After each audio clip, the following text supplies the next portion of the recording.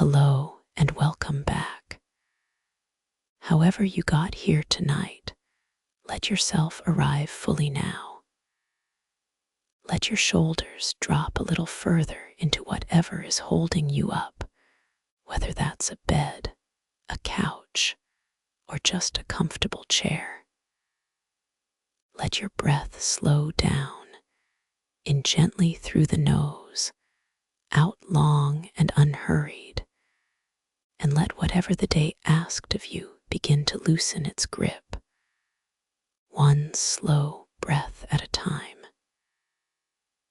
Tonight, we're going looking for the real story behind something so plain, so completely unremarkable, that most of us go entire days without thinking about it at all. A simple mixture of ground grain, water, and heat. It sounds like it should be the simplest food story there is. It genuinely isn't. Bread has been wages, and it has been law. It has been superstition, and it has been romance. It has been the reason governments rose, and the reason they fell. And tonight, we're going to trace that quiet, accumulating weight all the way from a scatter of charred crumbs in a desert hearth to a modern wheat field struggling under a drought. We'll take it slowly, the way this kind of story deserves. You don't need to remember any of it. There's nothing to solve here tonight, no test waiting at the end. Only a long, slow walk through a history far stranger and far more human than the plain word bread usually suggests. Let your eyes rest closed if they haven't already. Let your breathing settle into its own natural rhythm. And let's begin the way it actually began, in a small stone hearth in the desert, roughly 14,400 years ago. Long, long before anyone on earth had ever planted a single seed on purpose. In 2018, a team of archaeologists working at a site called Shubiwaika 1 in the harsh black desert of northeastern Jordan published a discovery that quietly rewrote the opening chapter of this entire story. Amaya Arantz Otaegi of the University of Copenhagen and Tobias Arikater, working together on a Natio-Ophian hunter-gatherer settlement, had recovered tiny charred fragments from the ash of ancient stone fireplaces. Fragments so small and so burned that for a long time nobody could say for certain what they'd actually been looking at. What finally settled the question was a scanning electron microscope, magnifying those blackened crumbs thousands of times over until their internal structure became unmistakable. The same honeycombed pattern of tiny air pockets you'd find inside a piece of bread today. Arant Sadigui and Richter, publishing their findings in the Proceedings of the National Academy of Sciences, identified the fragments as flatbread, made from wild einkorn wheat and barley, ground down and mixed with water from wild clubrush tubers, and cooked directly over hot coals. It remains, to date, the oldest direct evidence of bread ever found anywhere on Earth. That precise age wasn't a guess. It came from radiocarbon dating, a technique developed in the late 1940 that measures the steady, predictable decay of a radioactive form of carbon absorbed by every living plant, allowing scientists to calculate almost exactly how long ago an organic sample, like a charred crumb of bread, stopped being part of a living thing. It's the same basic method behind nearly every specific date named tonight, and it's worth knowing its real physics, not informed guesswork, standing behind a number as improbably precise as 14,400 years. The people who left those crumbs behind belonged to what archaeologists call the Ethiopia culture, and they were already unusual well before anyone found evidence of their bread. Ethiopia were hunter-gatherers, meaning they didn't yet farm. But unlike most hunter-gatherer groups, they built genuine permanent stone dwellings, buried their dead carefully with beads and ornaments, and settled into the same sites for generation after generation, rather than following game and wild plants from camp to camp.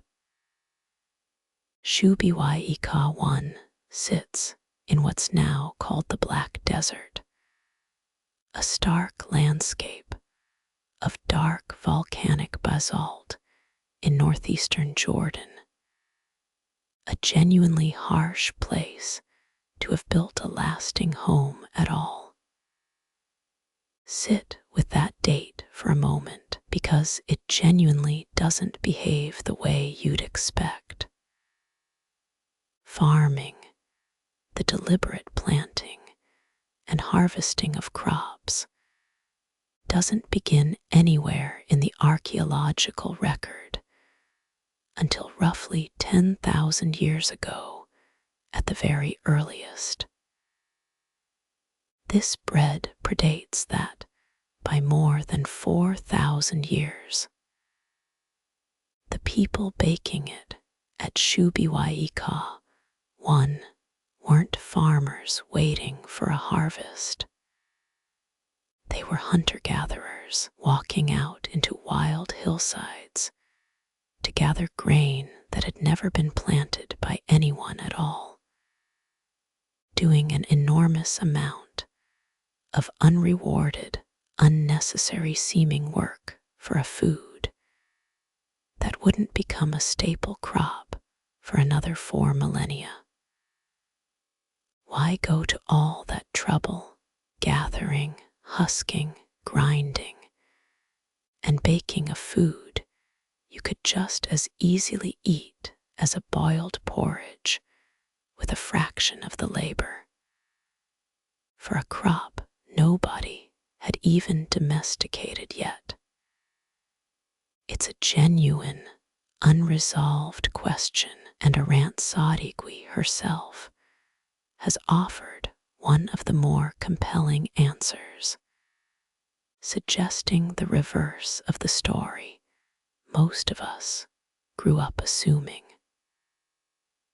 Rather than farming leading to bread, she's proposed that bread, and the sheer demanding labor of making it from wild grain by hand, may have been one of the very things that eventually pushed people toward deliberately planting. and tending those same wild cereals instead of endlessly wandering out to search for them. Whatever pushed people toward farming in the first place, the skeletal evidence makes clear it wasn't an obviously easy trade. Bioarchaeologists comparing skeletons from before and after the shift to farming have repeatedly found early farmers were, on average, shorter, showed more dental disease, and carried more signs of nutritional deficiency than the hunter-gatherers who came before them. A genuinely uncomfortable complication for any tidy story in which farming and the bread it eventually made possible simply made life better right from the start. When farming finally did begin, roughly 10,000 years ago, it didn't happen everywhere in the Fertile Crescent at once, evenly or all at the same pace.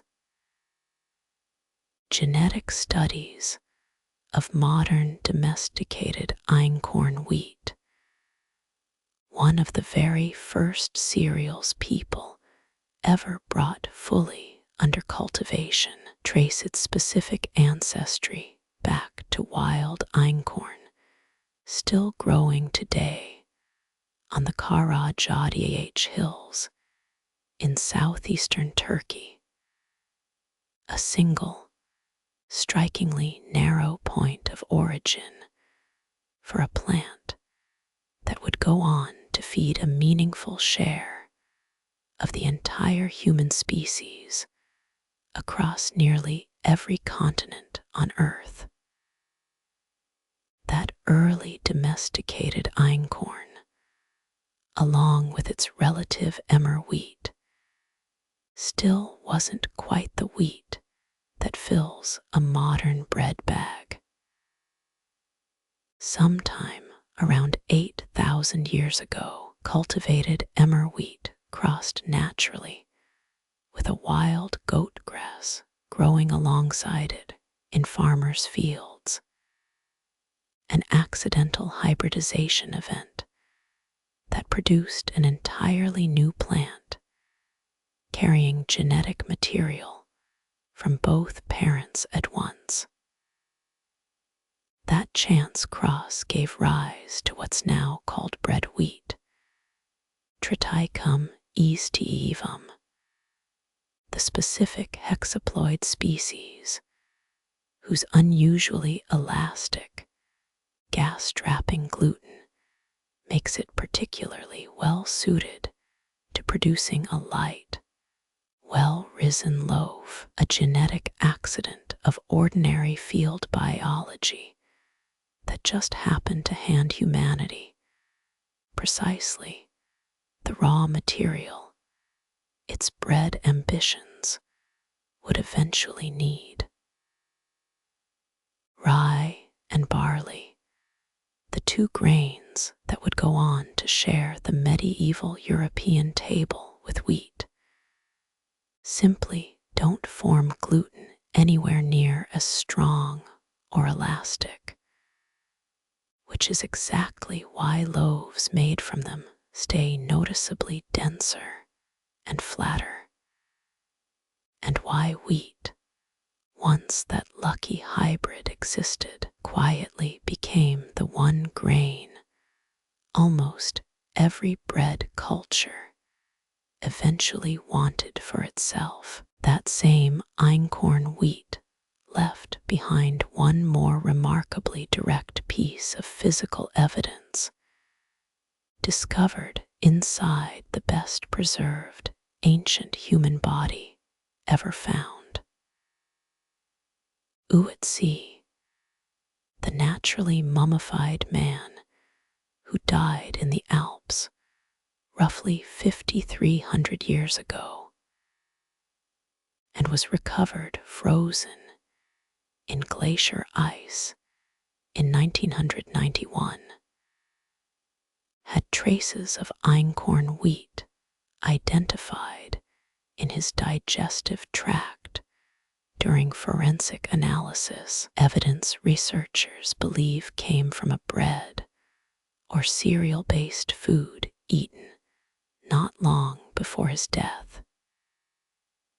It means we can say, with genuine physical certainty rather than inference alone, that a real person carried einkorn bread in his stomach as he walked into the mountains more than 5,000 years ago and never walked back out. Whatever the true order of cause and effect, we know one thing about this earliest bread with real confidence, because the tools survive alongside it long before anyone thought to mill grain by machine. People ground it the only way they could, kneeling over a saddle-shaped stone called a quern, working a smaller handheld stone back and forth across it in a slow, repetitive grinding motion that could take hours to turn a modest handful of wild grain into anything resembling flour. Picture that scene for a moment, since it repeated itself, essentially unchanged, in almost every household on Earth for thousands upon thousands of years afterward. Before the sun was properly up, someone knelt on the ground in front of a heavy stone, leaning their full weight forward again and again. The dry rasp of stone against stone, the first sound of the day. Fine dust settling in the folds of their clothes and the creases of their hands, their shoulders and knees, absorbing hour after hour of the same repeated motion just to produce enough coarse flour for that day's food. That labor left a genuinely physical mark, one that scientists can still read directly in ancient bone. Researcher Alison McIntosh and colleagues, examining the skeletal remains of early agricultural women, found upper arm bone strength comparable to modern elite rowing crews, a finding they linked directly to the sustained, repetitive strain of grinding grain by hand, day after day, for years on end. The work of turning wild grass seeds into something a person could actually eat wasn't a minor chore tucked into the corner of somebody's morning. It was one of the most physically demanding, quietly essential jobs a human being could do for thousands of years after Shubiwai 1. Bread stayed essentially what it had always been, flat, dense, and cooked quickly over open coals, more or less the same everywhere it was made. Then, somewhere in ancient Egypt, sometime before 3000 BCE, something changed. And the honest truth is that nobody can name the exact day or the exact person responsible. The plausible, often repeated version of the story goes something like this. A bowl of dough, mixed and then simply forgotten, left sitting out longer than intended in the warm Egyptian air. Wild yeast, the same single-celled organism that drifts invisibly through ordinary air everywhere on Earth, would have settled into that forgotten bowl and begun quietly feeding on the flour's natural sugars, releasing tiny bubbles of carbon dioxide gas as a byproduct. Given long enough sitting undisturbed, that dough wouldn't have stayed flat. It would have begun, slowly and mysteriously, to rise. Whoever found that bowl the next morning had a choice in front of them, and we can't know their name, only that they made the choice that changed everything. Rather than throw out dough that looked strange and smelled faintly sour, somebody decided to bake it anyway and pulled from the fire something entirely unlike the flat, dense bread anyone had eaten before, lighter, airier, riddled through with tiny pockets of trapped air, and unmistakably better. We should be honest about how much of that particular scene is a plausible reconstruction rather than a documented fact, since no ancient Egyptian scribe left behind a written account of the exact forgotten bowl. What is genuinely well documented is the outcome. Egypt is where the clearest early archaeological evidence for leavened, risen bread first appears, and it's no accident that Egypt was also, at the very same time, developing a serious, sophisticated beer industry, since both crafts depend on managing the very same living organism, coaxed into working two different kinds of magic on two different kinds of dough. Once Egyptians had mastered leavened bread, they scaled it up into something genuinely industrial. And nowhere is that clearer than at the workers' settlement excavated near the Giza Plateau, where the great pyramids themselves still stand.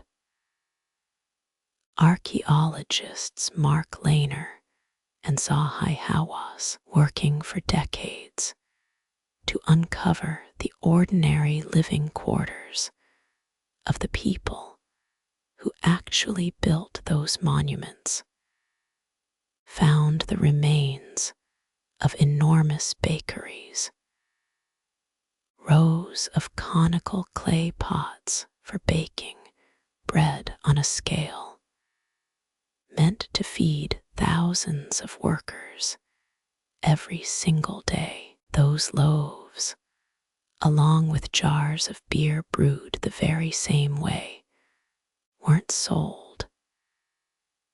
They were wages, handed out directly to the thousands of ordinary men who quarried, hauled, and set the enormous stone blocks of the pyramids in place.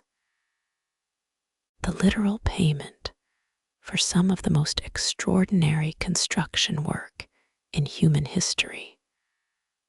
Workers, we now know, thanks to Lehner and Hawass's own careful excavation, were skilled laborers rather than the enslaved masses popular imagination long assumed.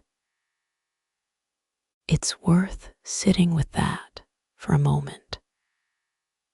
That one of the 7 wonders of the ancient world was raised, at least in part, on a currency of bread and beer. Roughly 1,000 years after Giza's pyramids were completed, at a very different Egyptian settlement called Deir el-Medina, the same basic bread-as-wages arrangement produced something else entirely, an extraordinarily detailed written record. Deir el-Medina housed the specialized craftsmen who carved and painted the royal tombs of the Valley of the Kings. And these workers left behind thousands of small inscribed pottery shards and flakes of limestone, called OSS-Strucka, recording everything from work schedules to personal grudges to, again and again, exactly how much bread and beer they were owed. Surviving ration lists from the village give a genuinely precise, almost accountant-like picture of daily life there, with individual workers recorded receiving somewhere in the range of 10 loaves of bread and several measures of beer a day, quantities generous enough that historians believe workers routinely traded or sold their surplus within the village itself, turning bread and beer into something functioning very much like an informal local currency, long before Egypt had coins of its own to spend. In the 29th year of the reign of Ramesses III, around 1157 BCE, those rations arrived late, not for the first time, but badly enough that the workers of Deir el-Medina simply stopped. They walked off the job and sat down outside the mortuary temple, refusing to return to work until they were paid what they were owed. Historians studying the surviving OSS-Strucka generally consider it the earliest recorded labor strike in human history, and the grievance at its center wasn't wages in coin, since coined money didn't exist yet in Egypt. It was bread. However you're sitting or lying right now, let your weight settle a little further into whatever's supporting you. You don't need to hold anything about tonight in place. Just let it keep arriving, one quiet scene at a time, while your own breathing carries on beneath it, steady and unhurried. Bread's importance to Egyptian life reached well past payment for the living, and into what Egyptians believed awaited them after death.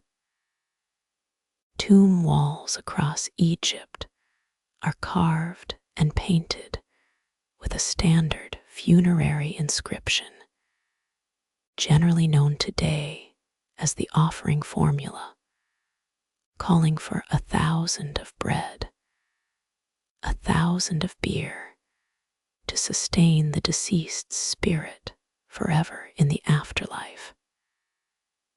Actual loaves, along with painted or carved stone substitutes meant to work by magical proxy, were placed directly inside tombs alongside the dead, since going hungry in the next world was every bit as real a fear to ancient Egyptians as going hungry in this one. Ordinary Egyptian Bread, meanwhile, came in a genuinely wide variety of shapes: conical loaves, flat rounds, triangular wedges, and specially molded ceremonial breads shaped like animals or human figures for religious offerings. Evidence, alongside the sheer bulk output of Giza's bakeries, that bread in Egypt had already grown into something considerably more elaborate than a single, uniform daily staple. Egyptians took the idea of bread accompanying the dead seriously enough to build entire miniature versions of it directly into their tombs. The Middle Kingdom tomb of the official Mekher contained a set of small, exquisitely detailed wooden models, discovered still sealed centuries later, depicting an entire working bakery and brewery in perfect miniature. Tiny painted figures caught permanently mid-motion, kneading dough and tending fires, ensuring that Mekher's spirit would never go without fresh bread, no matter how long eternity turned out to last. The nearby tomb of a court official named Tai at Saqqara took a different but equally thorough approach. Its painted stone reliefs laying out the entire bread-making process step by step across the wall in careful sequence: grinding, sieving, kneading, shaping, and baking. An almost instructional diagram carved in stone nearly 4,500 years ago, detailed enough that modern Egyptologists have used it to reconstruct exactly how an Old Kingdom bakery actually operated day to day, right down to the specific hand positions used to knead and shape each individual loaf. Across the desert in Mesopotamia, in the river valleys of what's now Iraq, bread was leaving its mark on human history in an entirely different way. One that historians and linguists find genuinely startling once they stop to think about it clearly. Some of the very earliest writing anywhere on earth wasn't poetry, and it wasn't law. It was bookkeeping, specifically the bookkeeping of grain and bread. Researcher Denise S.H. Mont Besserat, tracing the origins of writing across decades of painstaking archival study, showed how Mesopotamian accounting evolved from small clay tokens, each shaped to represent a specific quantity of a specific good, into pressed symbols on flat clay tablets, and eventually into the wedge-shaped Kyoonayform script that could record far more than any handful of tokens ever could. Among the very earliest and most common of these symbols were the ones representing rations of grain, bread, and beer, owed to temple and palace workers for their labor. Mesopotamian scribes didn't stop at recording a single generic word for bread either. Surviving Kyoonayform records names several hundred distinct varieties of bread and pastry, distinguished by shape, grain, and specific ingredients like dates, honey, or milk, evidence of a genuinely developed baking culture rather than one plain, undifferentiated staple food.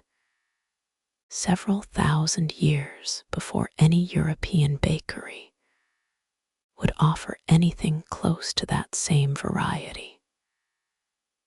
Bread and beer weren't simply two separate items sitting side by side on the same ration tablet, either, but genuinely, physically entangled with one another.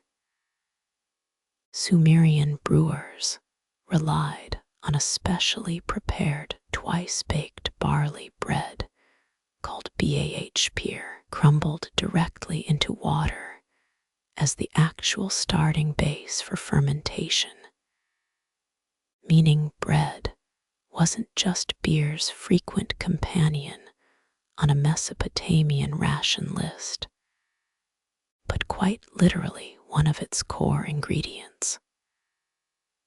A surviving Sumerian composition called the hymn to Ninkahc, addressed to the goddess of beer, preserves the brewing process in poetic form, and it opens, tellingly, not with barley or water, but with bread. Modern brewers and food historians have since used that same hymn as a genuine working recipe, successfully recreating a recognizable ancient beer directly from its verses. A rare case of a religious poem doubling, quite literally, as the oldest surviving brewing instructions on Earth. Some of humanity's oldest surviving documents, in other words, exist for the same plain administrative reason a modern payroll spreadsheet exists. Because someone, somewhere, needed a reliable way to track exactly who had been fed, how much, and whether they'd actually received what they were owed. Writing itself, one of the most consequential inventions in human history, may owe at least part of its earliest, most practical use to the humble, urgent problem of making sure the bread got where it was supposed to go. Bread and grain remained important enough, centuries later, to earn their own explicit protection under one of history's most famous legal texts.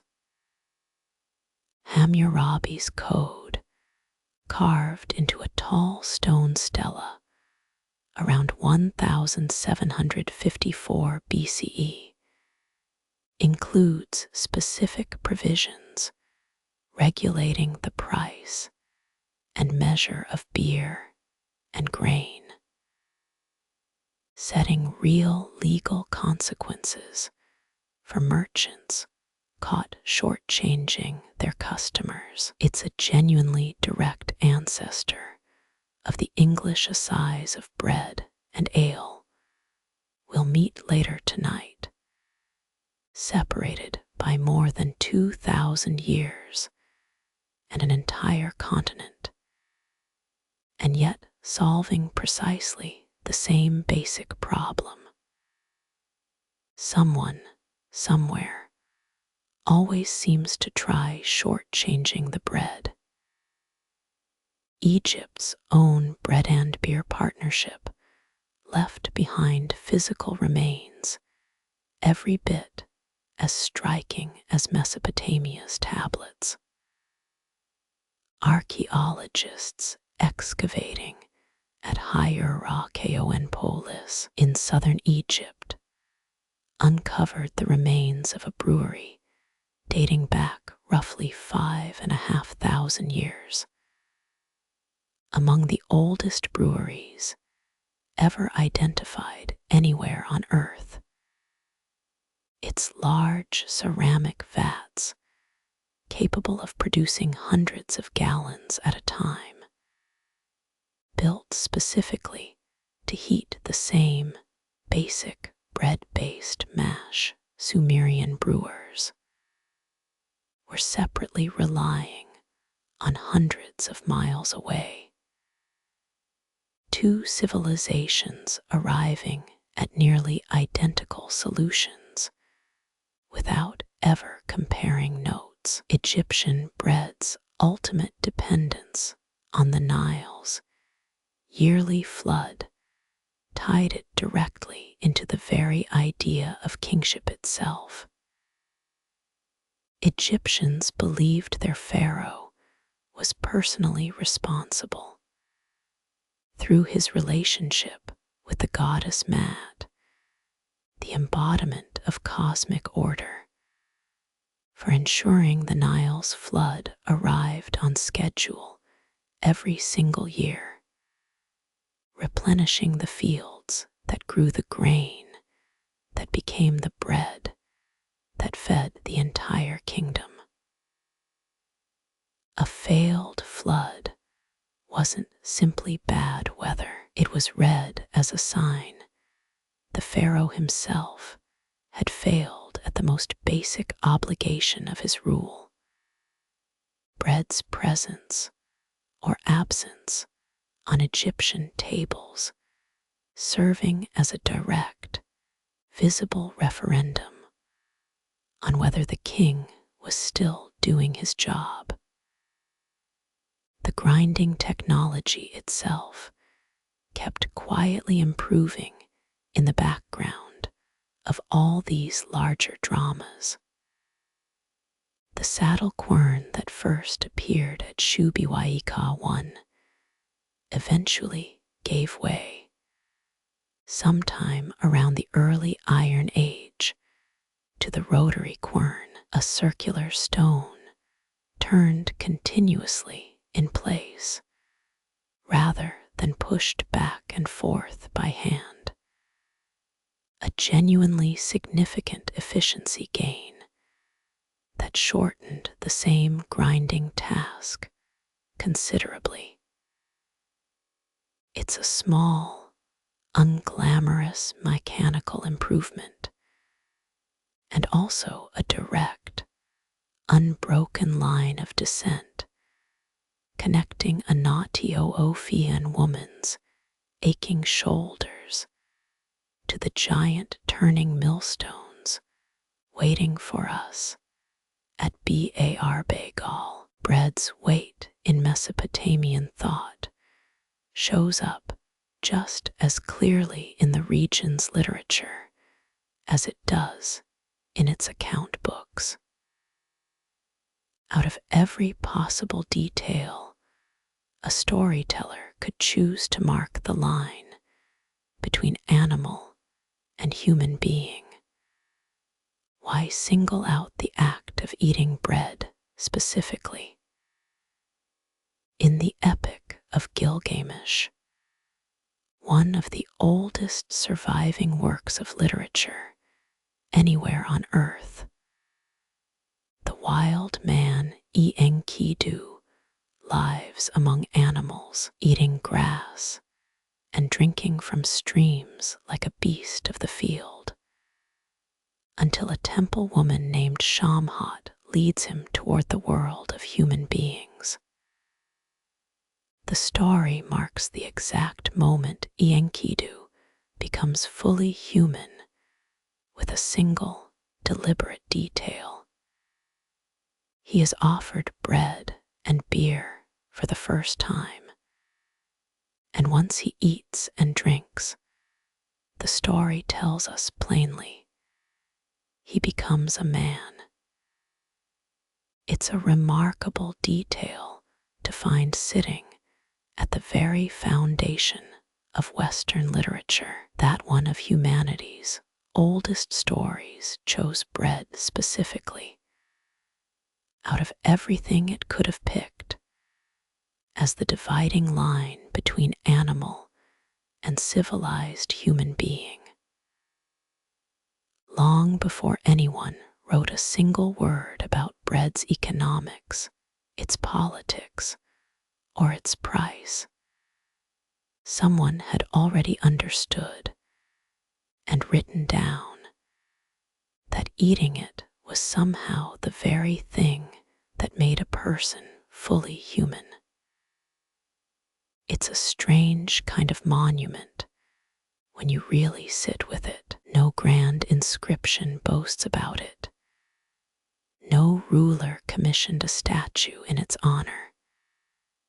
And yet, bread had already, by this early point in the story, quietly reshaped two of the most consequential things people would ever build: the pyramids rising over the Nile, and the written word itself, rising just as slowly out of a Mesopotamian scribe's careful, repeated need to know whose ration was whose. It's worth pausing here for just a moment before we travel any further on what was actually happening inside that Egyptian bowl of dough, since the exact same quiet, invisible process is still doing exactly the same patient work in a modern kitchen somewhere tonight. Wild yeast is a living, single-celled organism, drifting through ordinary air almost everywhere on the planet, and given flour, water, and a little warmth, it wakes up and starts feeding, releasing carbon dioxide as it goes. That gas doesn't escape a properly kneaded dough. It gets trapped, thousands of tiny pockets of it, held in place by the same stretchy, elastic protein you'd recognize today as gluten. The kneading itself is doing real, physical work at exactly this point, stretching and folding two separate wheat proteins, glutenin and gliadin, together over and over until they link into the long, elastic gluten strands strong enough to actually hold that trapped gas in place, rather than simply letting it bubble uselessly out of a loose, unworked paste. Ancient Egyptian bakers didn't have a name for any of that, and wouldn't have recognized a single word of the chemistry behind it.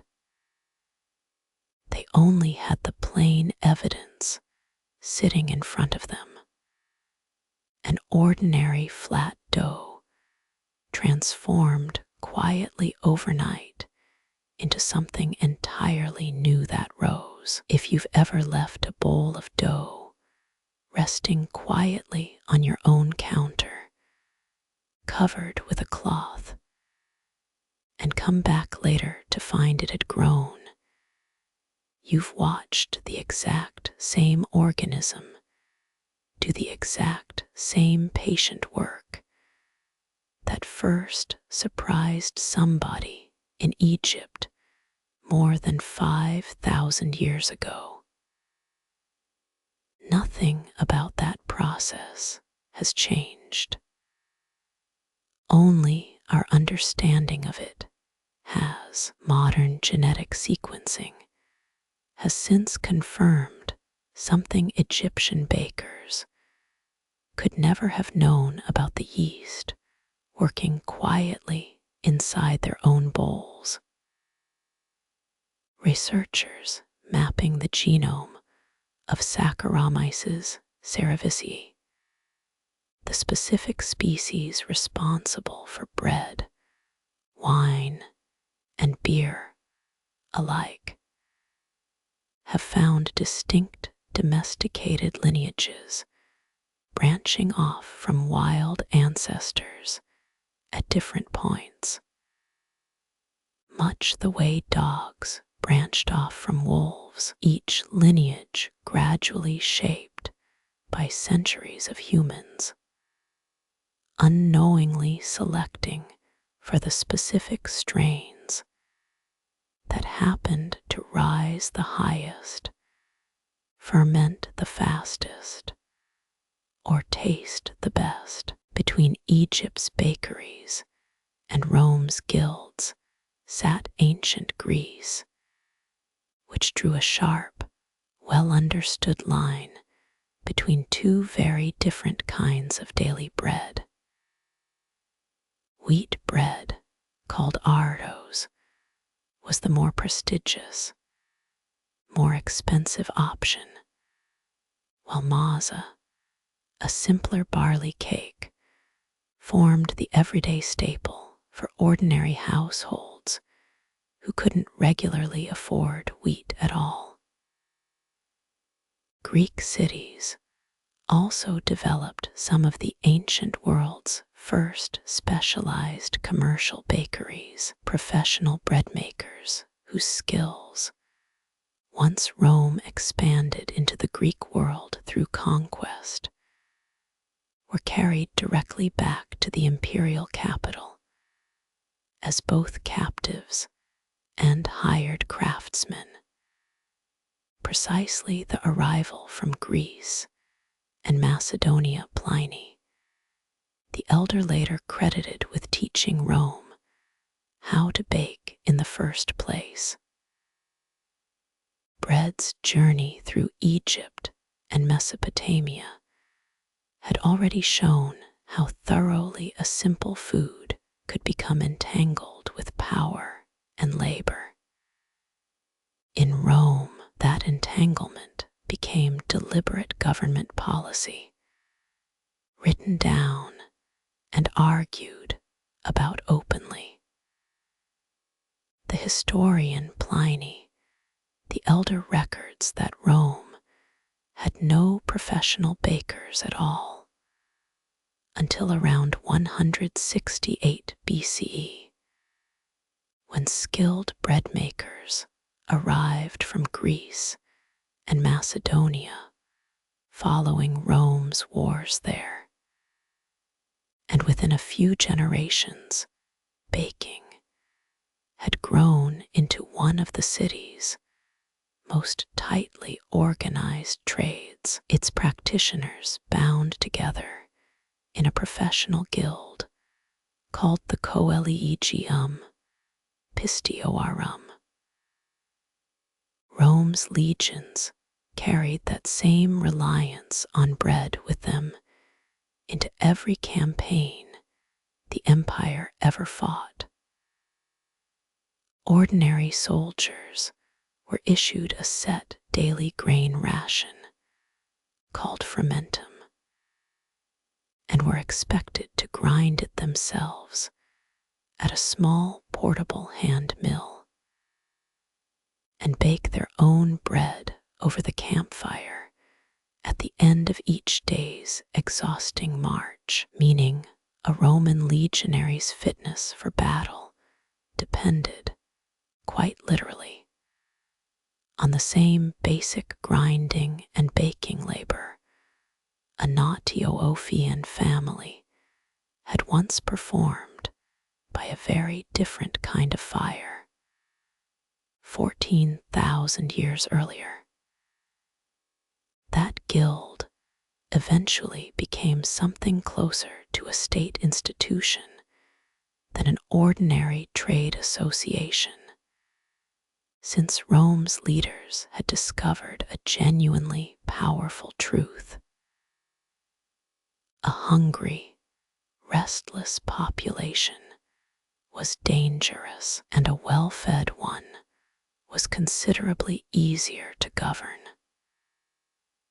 The city maintained an ongoing grain dole, the unhurried, feeding a portion of its enormous population directly, and by the reign of the Emperor Aurelian in the 270 CE, that dole had shifted from raw grain to fully baked bread, handed out daily to registered citizens at public expense. At its peak, that dole is thought to have reached somewhere around 200,000 registered Roman citizens, renewed generation after generation across the centuries.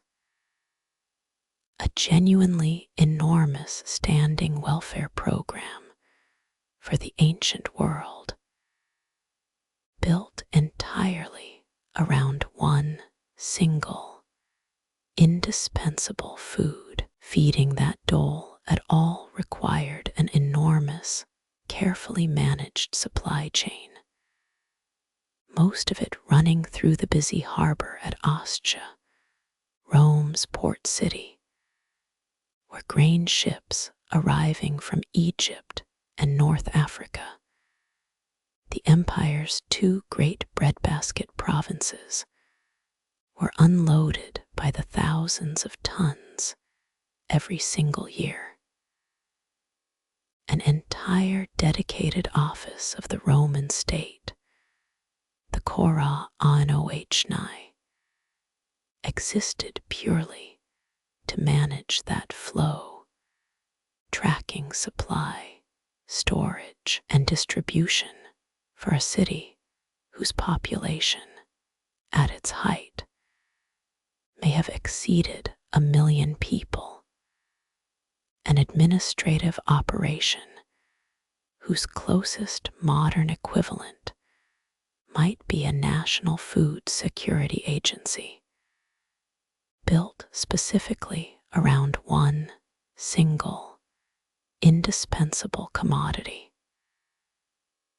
Losing even one season's grain fleet to storm or piracy was considered serious enough that the Roman state kept substantial emergency reserves on hand at all times, purely as insurance against exactly that kind of disruption. It's this exact arrangement the Roman satirical poet Jordanian was mocking. Sometime around 100 CE, when he coined the phrase that's outlived nearly everything else he ever wrote: Panem et circenses, bread and circuses. Jordanian's complaint wasn't really about bread itself. It was about a citizenry that had traded away its own political voice for free food and free entertainment, content to be governed so long as its stomach and its attention were both kept reliably, comfortably full. Bread, in Jordanian's telling, wasn't just sustenance. It was a tool of deliberate, calculated pacification, and Rome's rulers used it exactly that way for centuries. That arrangement could turn dangerous for an emperor the moment it broke down. The biographer Suetonius records that during a serious grain shortage under the Emperor Claudius, a hostile Roman crowd cornered him in the forum itself and pelted him with stale bread and open abuse, a genuine physical threat serious enough that later emperors reportedly preferred a protected underground passage to avoid facing an angry crowd so directly ever again. An empire that fed its own people specifically to keep them calm and compliant learned more than once exactly how quickly that same crowd could turn hostile the moment the bread itself simply stopped arriving on schedule.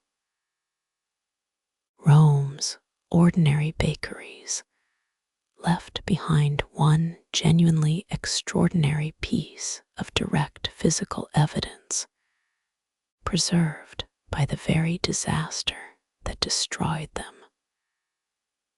When Mount Vesuvius buried Pompeii in volcanic ash in 79 CE, it also perfectly preserved an entire bakery, later excavated and nicknamed the Bakery of Modestus, its stone oven found still containing carbonized loaves of bread, one of them stamped clearly with its baker's own mark, baked and abandoned in a single catastrophic morning nearly 2,000 years ago, and left essentially untouched until modern archaeologists uncovered it. The bread Romans actually ate depended heavily on where they stood in society. Another pattern that would repeat itself again and again throughout bread's long history.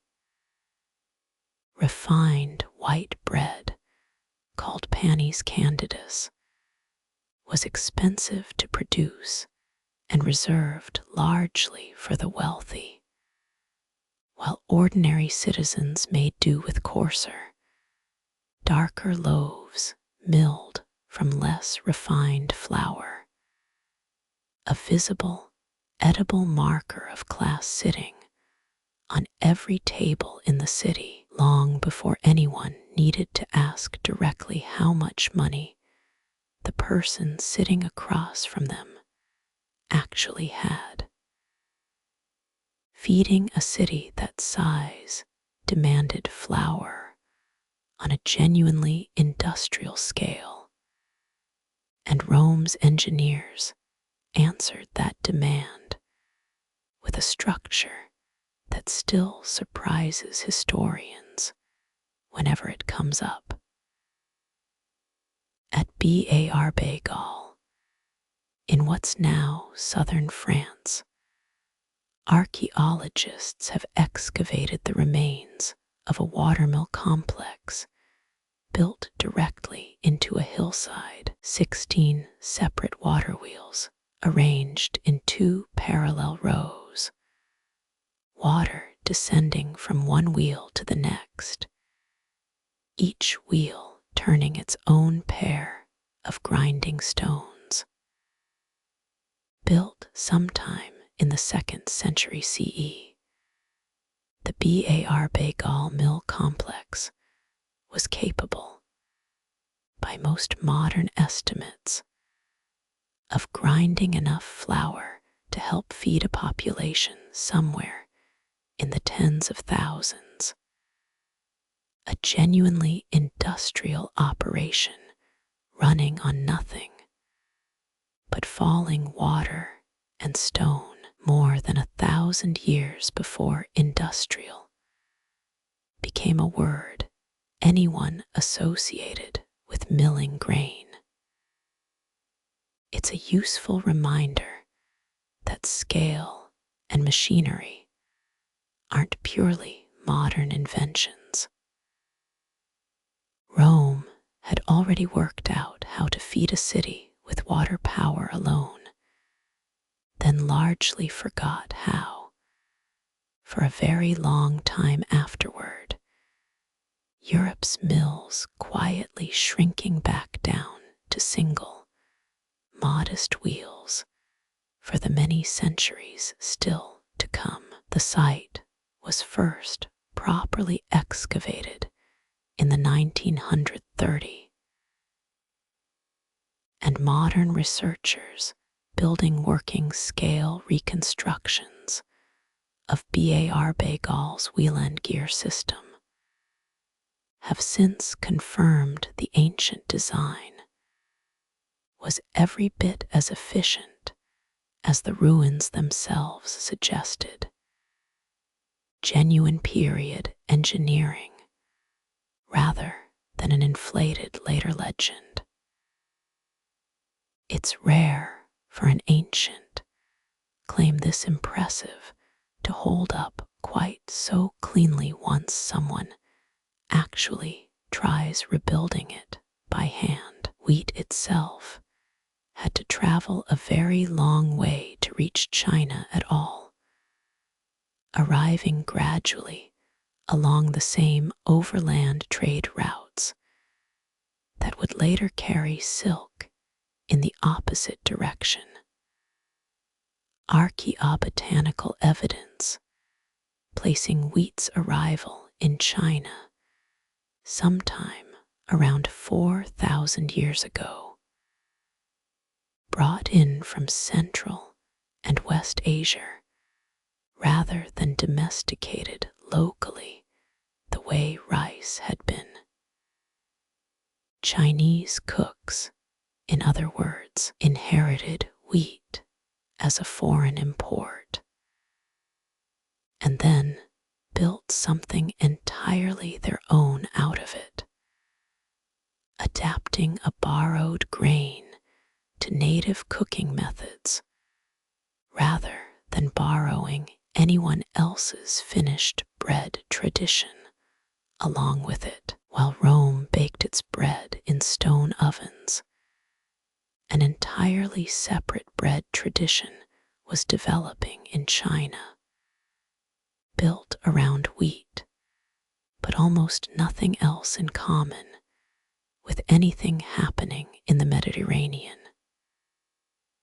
Chinese cooking already relied heavily on steaming rather than open fire baking to prepare rice and other grains, and when wheat flour became more widely available, cooks adapted it to that same existing method rather than adopting an oven. The result was montoh, a soft, plain steamed bun, and its filled cousin, bodiza, cooked gently over rising steam instead of dry heat. A popular legend traces montoh's origin to the famous strategist Jordanian, active during China's Three Kingdoms period in the 3rd century CE. According to the story, Jordanian's army needed to cross a river guarded by hostile spirits demanding human heads as an offering before they'd allow safe passage rather than sacrifice actual soldiers. The story goes, Jordanian ordered dough shaped and stuffed to resemble human heads, offering those instead, a clever, bloodless substitution that supposedly gave the bun its name, sometimes translated loosely as barbarian's head. It's a wonderful story, and it should be told exactly as what it is, a legend rather than documented history. And if the real, dryly documented version is so much less dramatic, why does the general's clever, bloodless substitution keep getting told at all? 17 centuries after the fact. The real earliest written evidence for Mon-TOH-style steamed wheat buns comes from a considerably less dramatic source. The scholar Shu Shi, writing in the Jin dynasty sometime in the 3rd century CE, whose surviving essay, Ode to Boiled Cakes, describes various wheat flour foods of his era in careful, matter-of-fact detail. The timing roughly lines up with Jeooga Lyong's own lifetime, close enough that the two threads have become tangled together in popular memory, even though only one of them left an actual paper trail.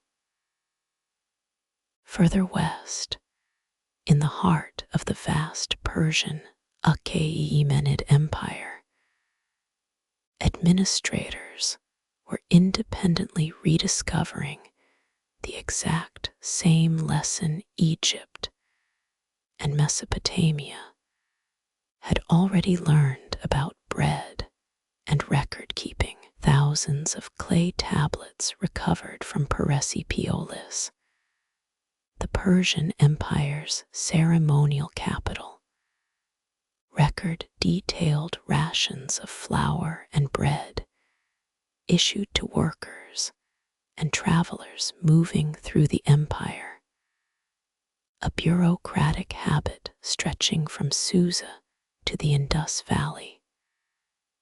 Proof that wherever large numbers of people needed reliably feeding, someone, somewhere, eventually reached for a tablet and a stylus to keep track of it. If your mind has wandered at all tonight, that's completely fine. There's nowhere in particular it needs to stay. Just let your shoulders drop another inch and let your attention drift back to my voice whenever it's ready. No effort required either way. Further west still, across Persia and Central Asia, an entirely different bread technology was quietly becoming the literal center of daily life. The tandoor, a tall cylindrical clay oven, heated from within by burning wood or charcoal, allowed a flattened round of dough to be slapped directly against its scorching inner wall, where it would bake in a matter of minutes, developing a distinctive char and chew impossible to reproduce any other way. Naan, its most famous descendant, and roti alongside it, weren't simply food. They were, and in many places still are, the physical center of the table itself, torn by hand and used to scoop up everything else being served. In many Central Asian villages, the tandoor itself was communal property, shared by an entire street or neighborhood rather than owned by any single household. And baking day became, by necessity, a genuinely social occasion, women gathering with their prepared dough, taking turns at the hot oven, trading news and gossip, while the bread of an entire community baked, one round at a time, in the same shared fire. The word tandoor itself carries its own quiet thread back to the very first stops on tonight's journey.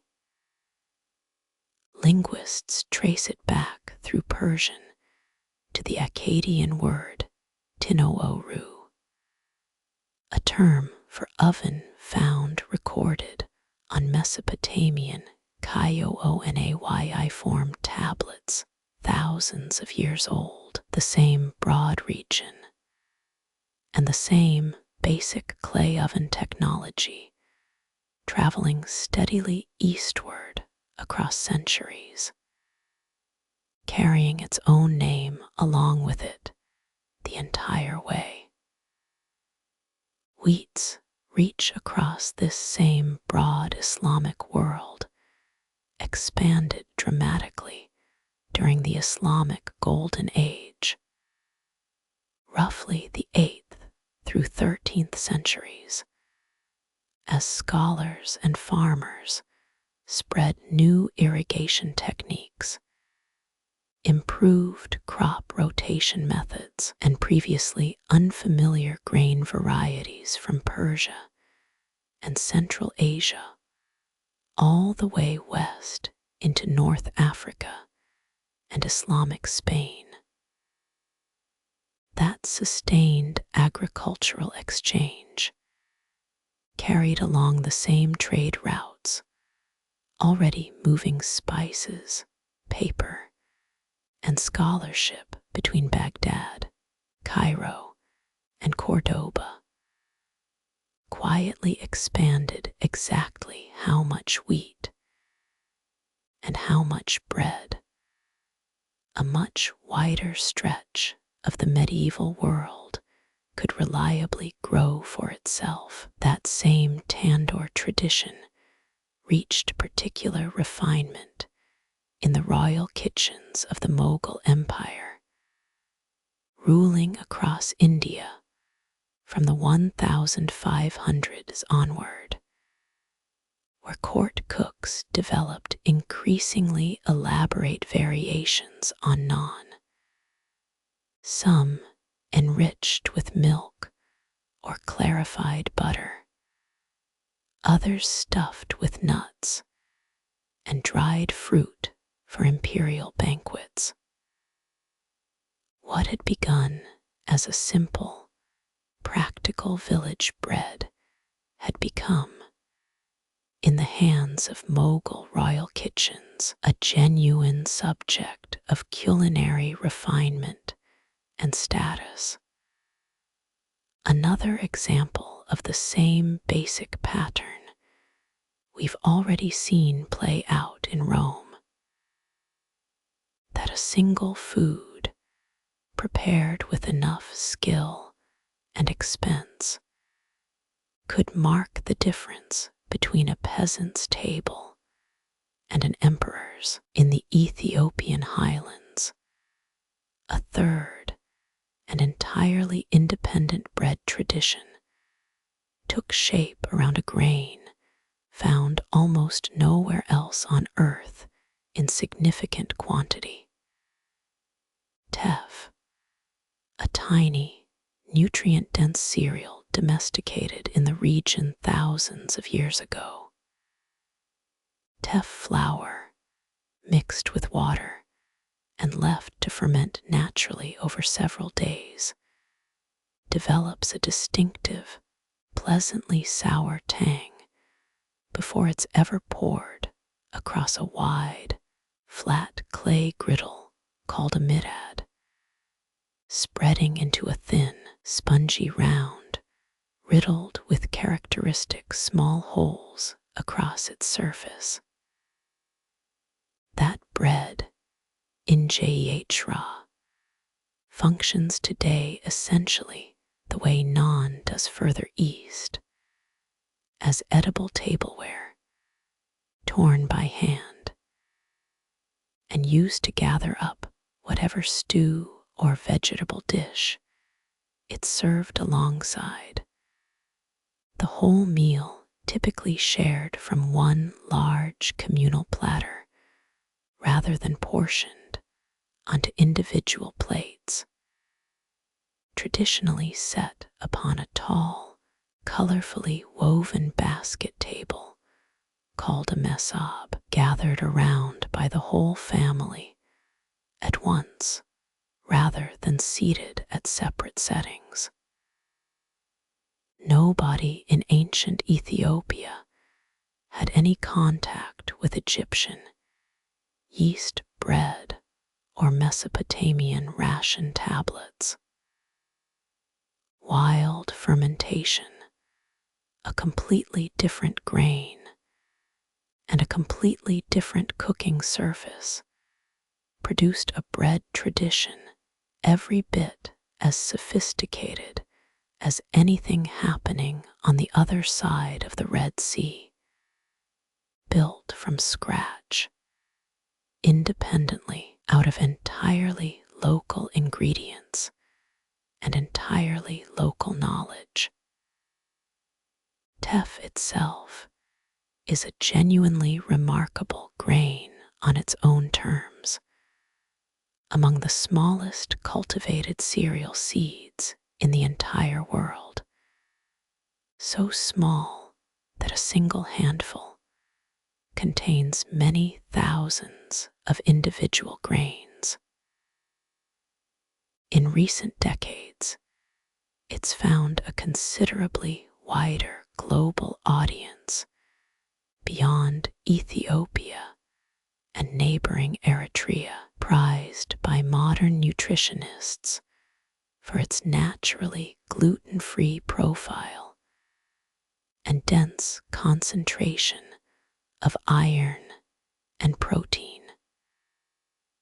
A grain domesticated by highland farmers thousands of years ago, now appearing on grocery shelves and in health food stores an ocean away from where it first grew, across the ocean in Mesoamerica.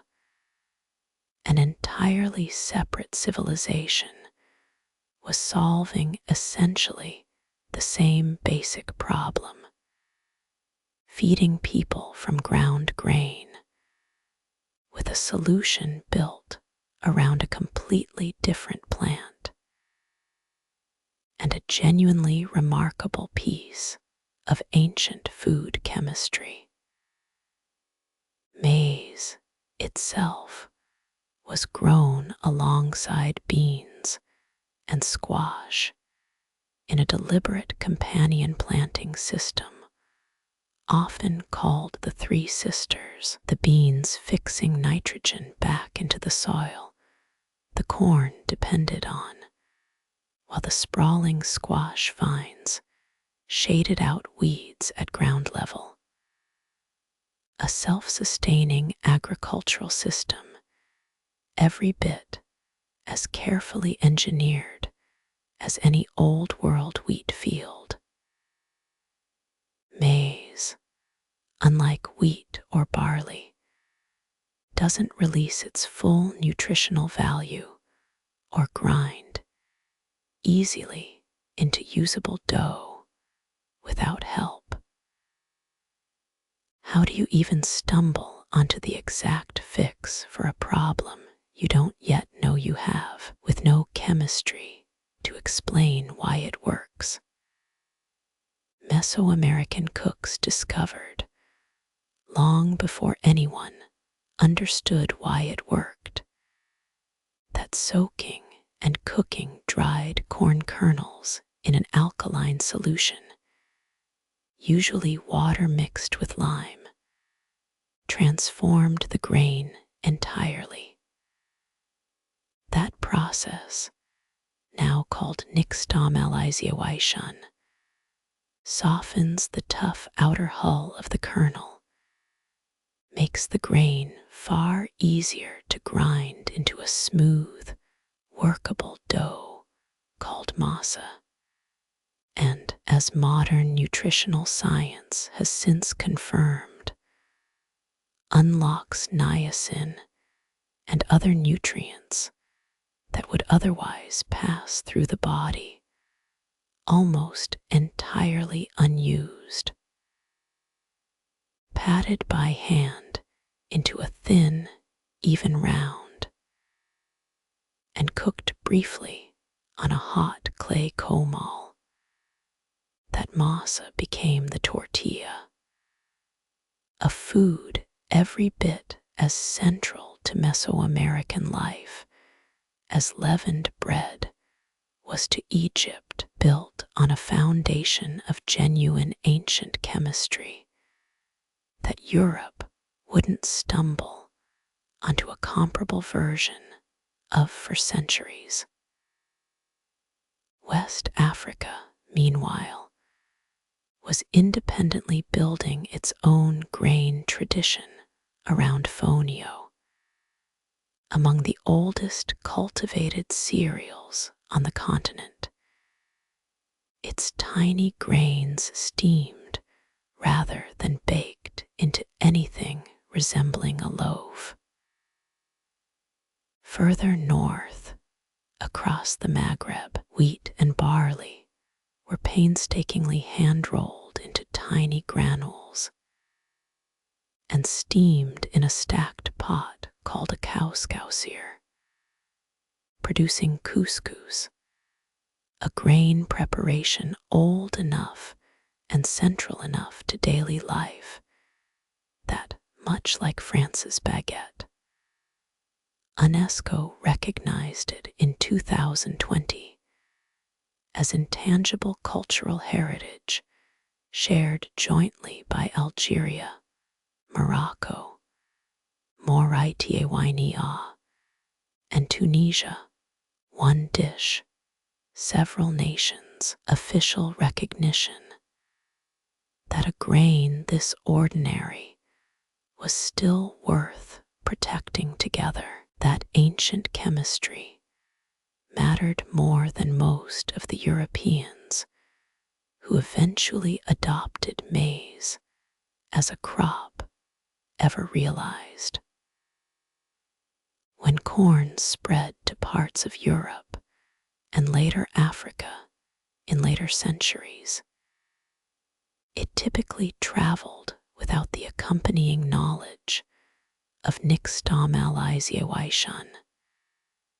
Since the crop moved through trade and colonization, rather than through the cultural knowledge that had always been prepared alongside it in Mesoamerica, communities that came to depend heavily on untreated corn as a staple food, with little dietary variety alongside it, suffered serious, recurring outbreaks of a niacin deficiency disease called pellagra across parts of Europe and the American South well into the 20th century.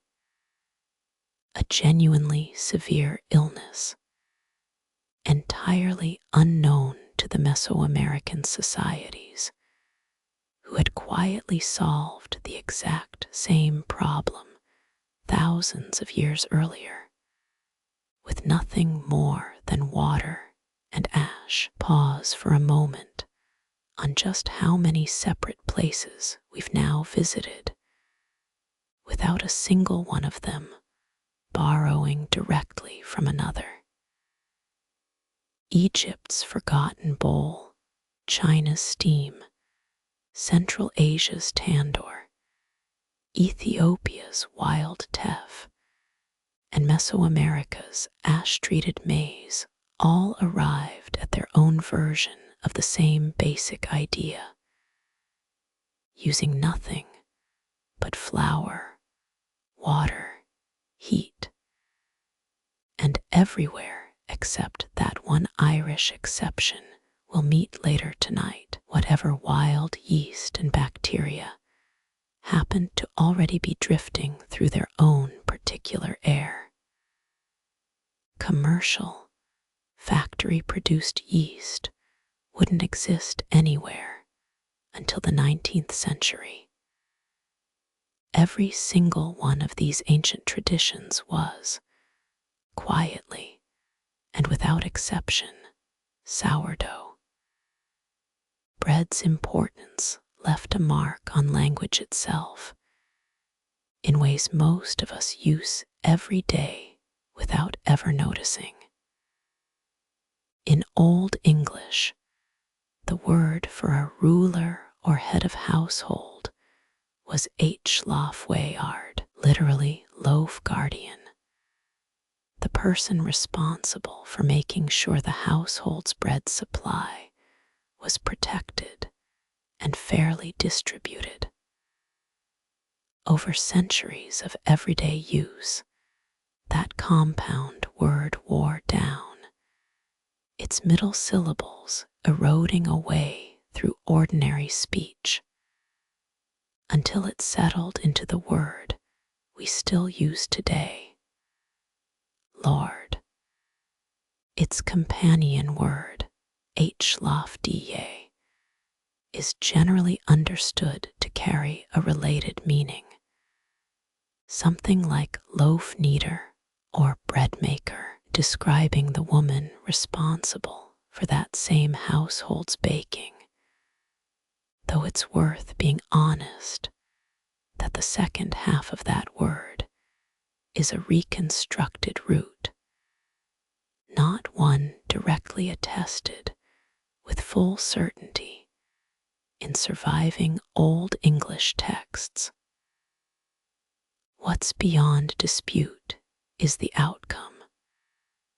That same word eroded down through the centuries into our modern lady, meaning its most likely origin, however uncertain in its precise details, still runs directly back through flour, water, and a household's daily loaf, Latin left behind its own quiet fossil, arguably the gentlest one in the whole story. The word companion comes directly from com, meaning with, and panis, meaning bread, and it originally described exactly what it still sounds like it should describe: someone you share bread with, someone present at your own table. Long before it came to mean any friend or ally in general, a companion was, quite literally, someone you'd broken bread with sitting across from you at the same meal. That same Latin root, panis, left a whole small family of related words scattered through modern English. The room in a household set aside for storing bread and other food, the pantry, descends from the same source by way of old French pantry, and the woven basket, once used specifically to carry bread and provisions, the pannier, still strapped today to the sides of a bicycle or a pack animal, traces back to that identical Latin word for bread. Four completely ordinary modern words: Lord, lady, companion, and pantry.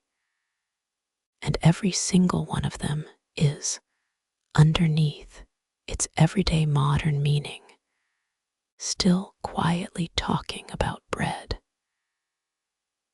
Even the word flour itself was, for centuries of everyday medieval English, spelled and pronounced no differently from flour, both descending from the same root, meaning the finest, most refined part of something, since sifted white flour was quite literally understood as the flour, the best part of the ground grain it came from.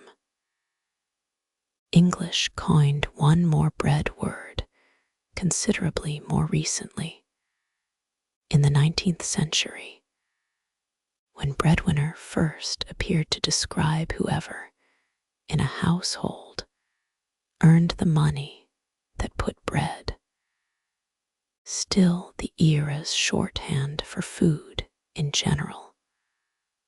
on the table. The same basic H-Loaf-way-ard logic quietly reappearing in English all over again, roughly 1,000 years after it first produced the word Lord. Bread's grip on daily life only tightened as Europe moved into the medieval period. If you already own the only oven for miles around, and everyone in the village eventually has to use it, what's stopping you from quietly taxing that need for as long as the arrangement lasts? Nowhere is the answer clearer than in the ordinary, unglamorous rule most peasant households lived under for centuries. Under the feudal manor system, a lord typically owned the only oven for miles, and his tenants were legally required to bring their own dough there to be baked, paying a fee for the privilege rather than being allowed to build and use an oven of their own.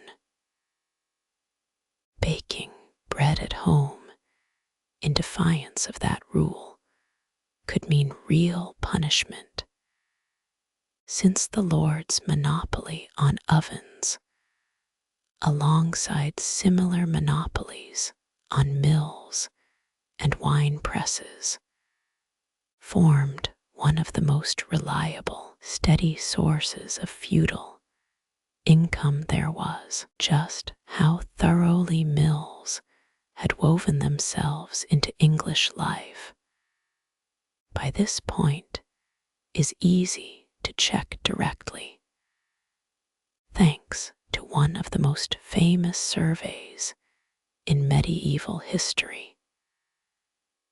The Domesday Book, William the Conqueror's exhaustive property census, completed in 1086, recorded more than 6,000 watermills operating across England, the overwhelming majority of them grinding grain for exactly the same manorial bread system, already taking shape everywhere else on the continent.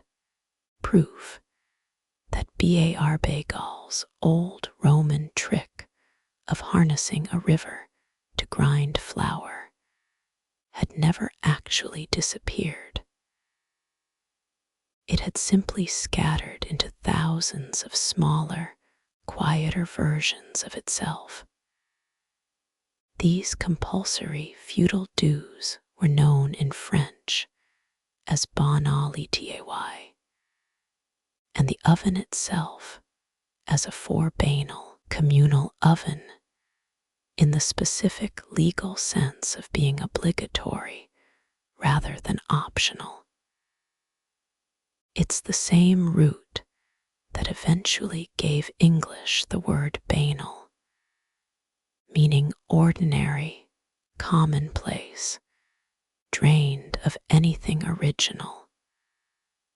A fairly direct linguistic memory of an obligation so universal, so inescapable across the medieval countryside, that belonging to everyone quietly curdled over centuries into simply meaning dull. Lords didn't simply hope their tenants would comply with these obligations willingly, and surviving manorial court records from medieval England show exactly how far they were prepared to go to enforce them.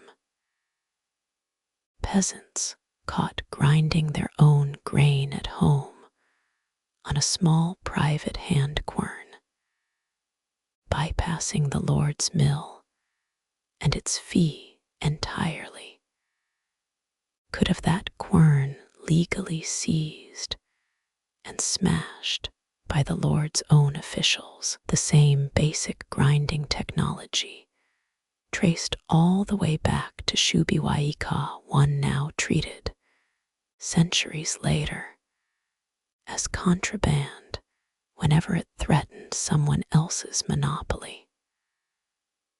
Rome's old habit of using bread quality as a visible marker of social class survived, largely unchanged, straight through the medieval period.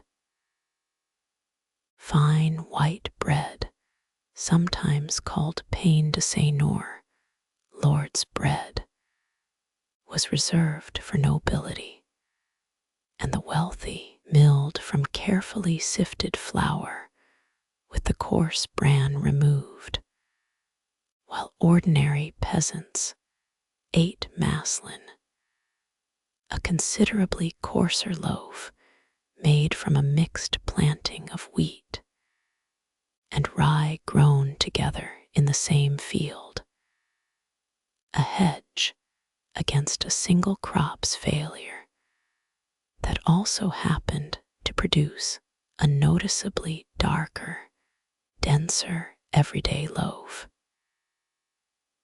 Even within a single household loaf, rank had its own visible place at the table, since a large baked loaf naturally browned and hardened more on top than at its base, and the better, more prized top portion, the upper crust, was traditionally reserved for the most honored guest or the head of the household, a phrase that's long since drifted away from bread entirely to describe high society itself. Medieval feasts put bread to a genuinely practical use that's since disappeared almost entirely from Western tables.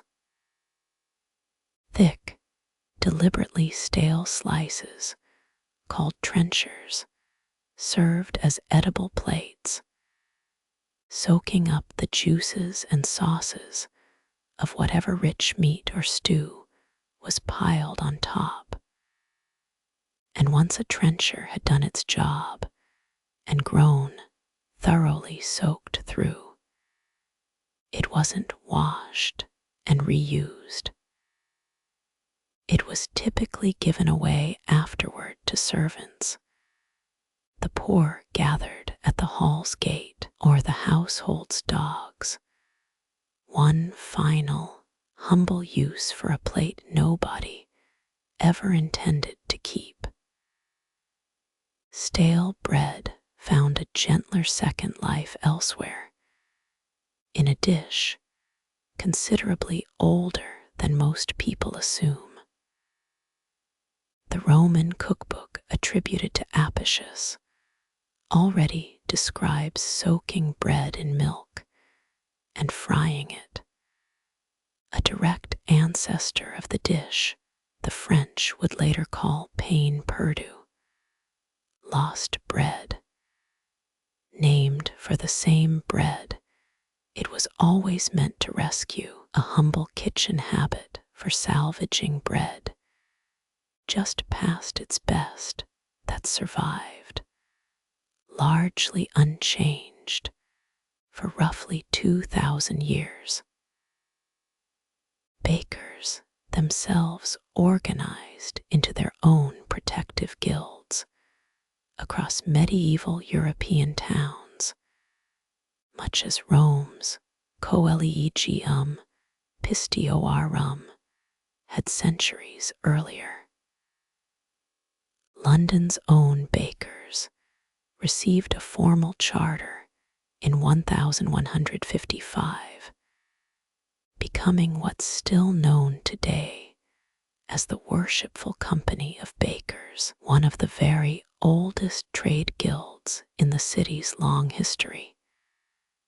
Its members bound together by the same basic goal that had shaped bread regulation since Hammurabi's own stone stela, setting shared standards and making sure no single baker could get away with quietly cheating the rest. Bread had become important enough by the 13th century to warrant one of English history's earliest attempts at formal consumer protection. In 1266, under King Henry III, England enacted the Assize of Bread and Ale, a law tying the legal price and weight of a loaf directly to the current market price of grain, adjusting automatically as wheat prices rose and fell rather than leaving bakers free to charge whatever the moment allowed. It's a genuinely early example of price regulation aimed squarely at protecting ordinary buyers from being cheated on their single most essential food. The law even named its specific bread grades outright, from wastel, the finest white loaf, down through cocket and simnel to the plain, coarse bread ordinary households actually bought day to day, each one legally required to weigh out exactly what its price claimed it did. The penalties for cheating under that law were genuinely severe. A baker caught selling underweight loaves could face the pillory, locked in place in the town square for public humiliation while neighbors looked on. That harsh consequence for even a small, honest miscalculation is generally credited as the origin of a small habit still remembered today: the baker's dozen. Bakers, wary of being caught even slightly short after weighing out a customer's order, began routinely tossing in one extra loaf or roll free of charge, insurance against a scale that might read a fraction of an ounce lighter than it should. Suspicion toward dishonest millers and bakers ran deep enough in medieval England to become a stock literary joke. Geoffrey Chaucer's Canterbury Tales, written in the late 1300, features a miller character openly boasted about for skillfully skimming extra grain from his customers' sacks, a familiar enough local stereotype by then that Chaucer's original audience would have recognized the joke instantly without needing a single word of it explained. The assize of bread and ale itself proved remarkably durable, amended and reissued in various forms for well over 5 centuries before England finally repealed it outright in 1815. A single piece of medieval consumer law quietly outlasting the Black Death, the fall of feudalism, and the entire Tudor and Stuart dynasties before Parliament decided the free market could finally be trusted to set a loaf's price on its own. France never held a monopoly on bread unrest, and it's worth being clear about that before crossing the channel.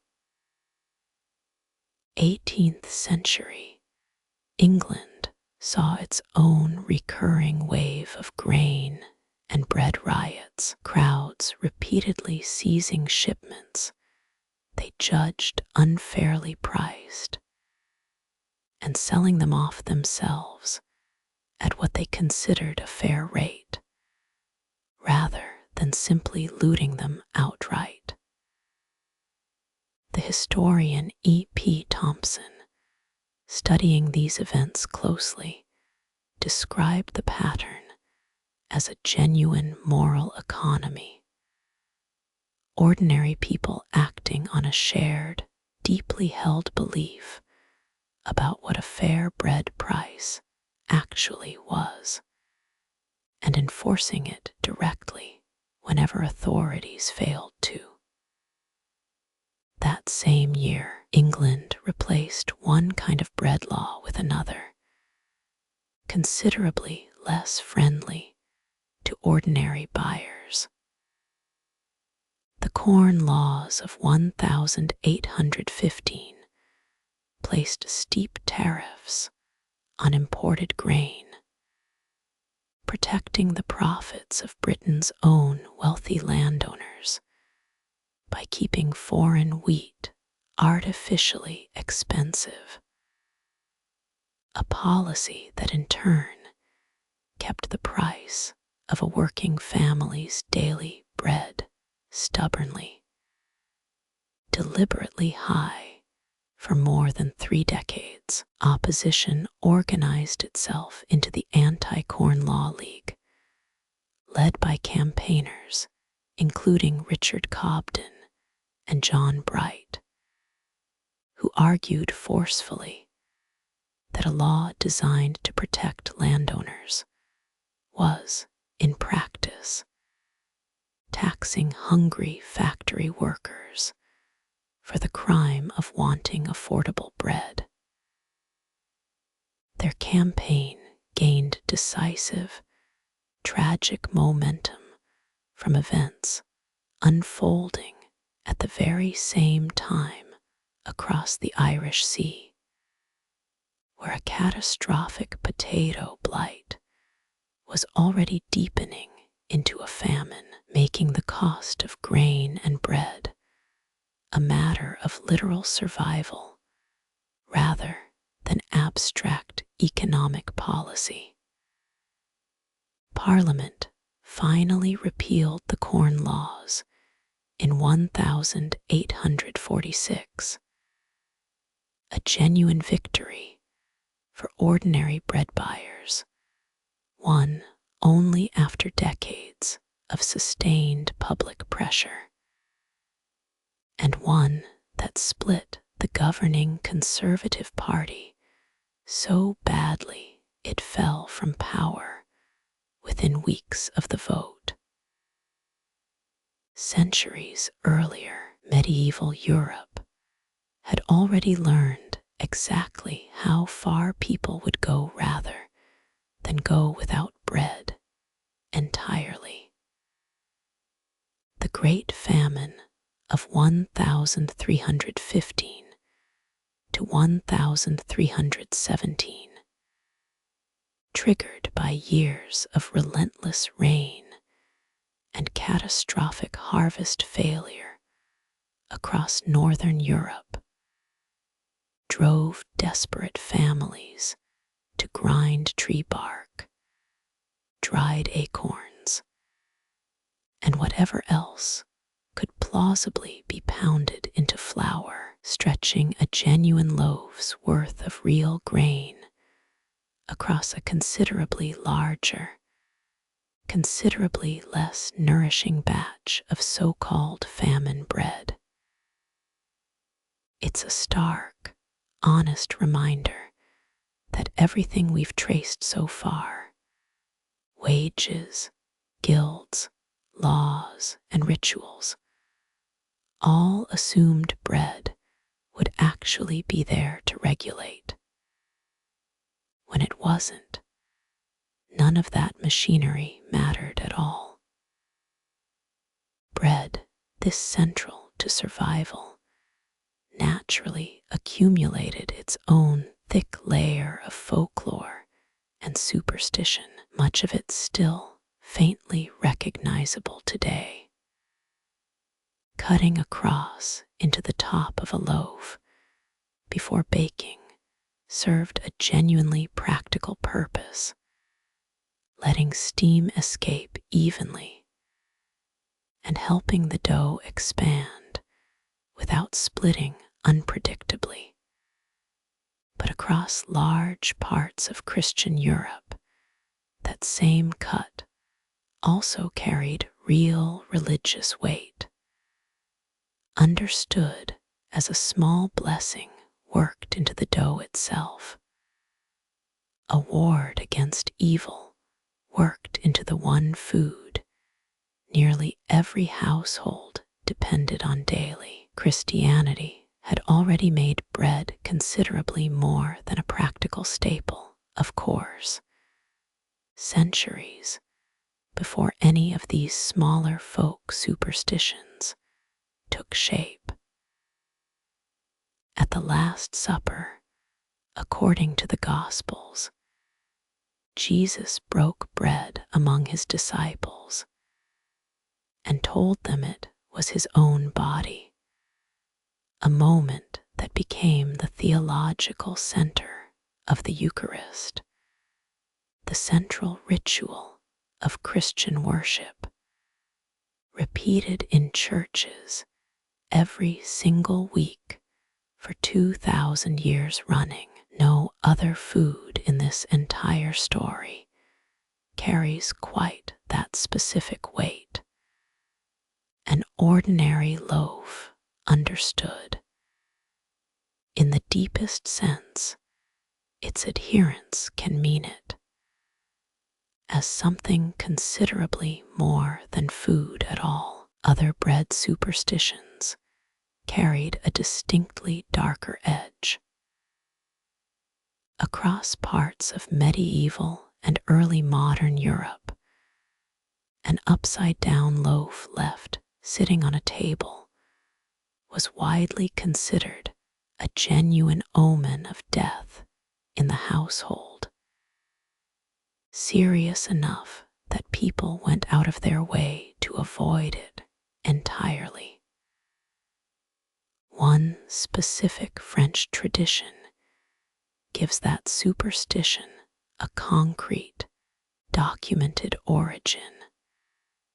Village bakers of the period needing to reserve a loaf for the local executioner without directly touching him or speaking with him.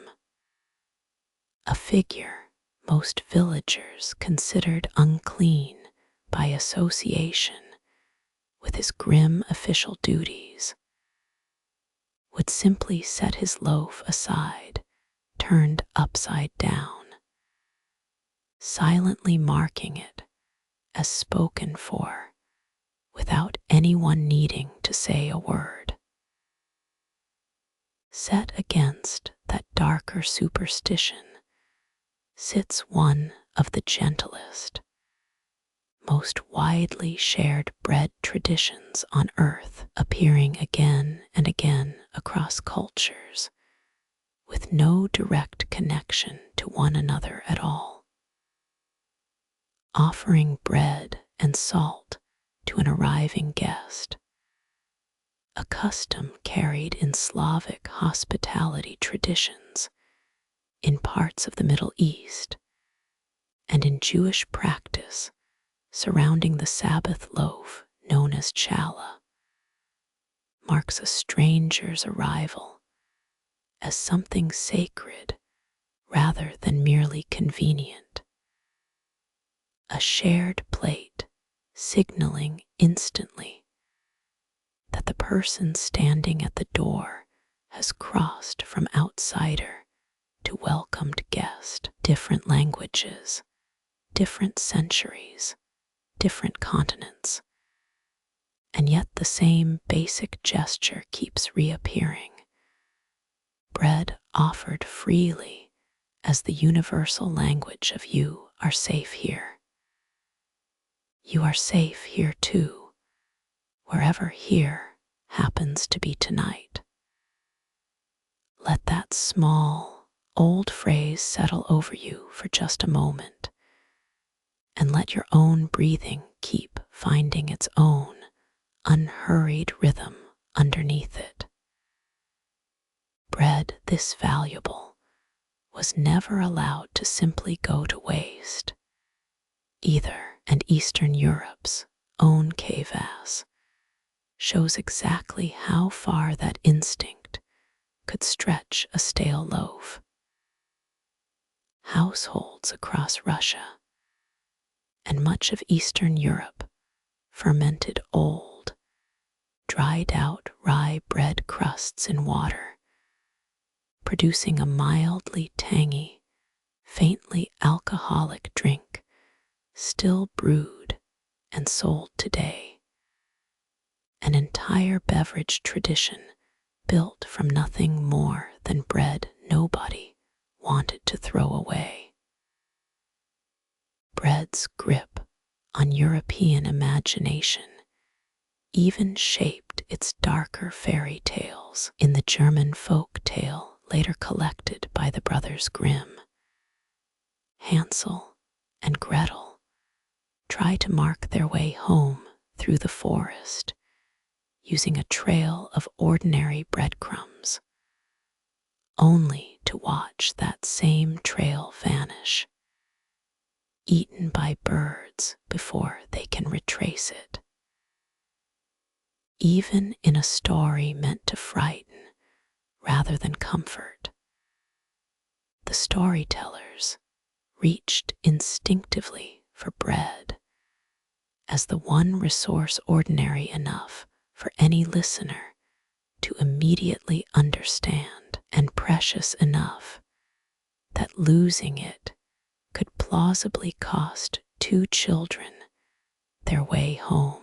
Grain's connection to bread carried its own dedicated harvest ritual across rural Britain and much of Northern Europe, performed every single year at the exact moment the fields finally emptied. Farm workers wove the very last sheaf of the wheat harvest into an elaborate braided figure known as a corn dolly, believed in older folk tradition to house the grain's own spirit safely through the barren winter months, kept carefully indoors until it could be ceremonially plowed back into the earth come spring, ensuring the same spirit and the same fertility would return to grow next year's bread all over again. By the late 1780 in France, bread had stopped being folklore and superstition and become something considerably more volatile, the direct trigger of revolution. How long can any government really expect to survive once it can no longer guarantee its own people something as basic as their next loaf?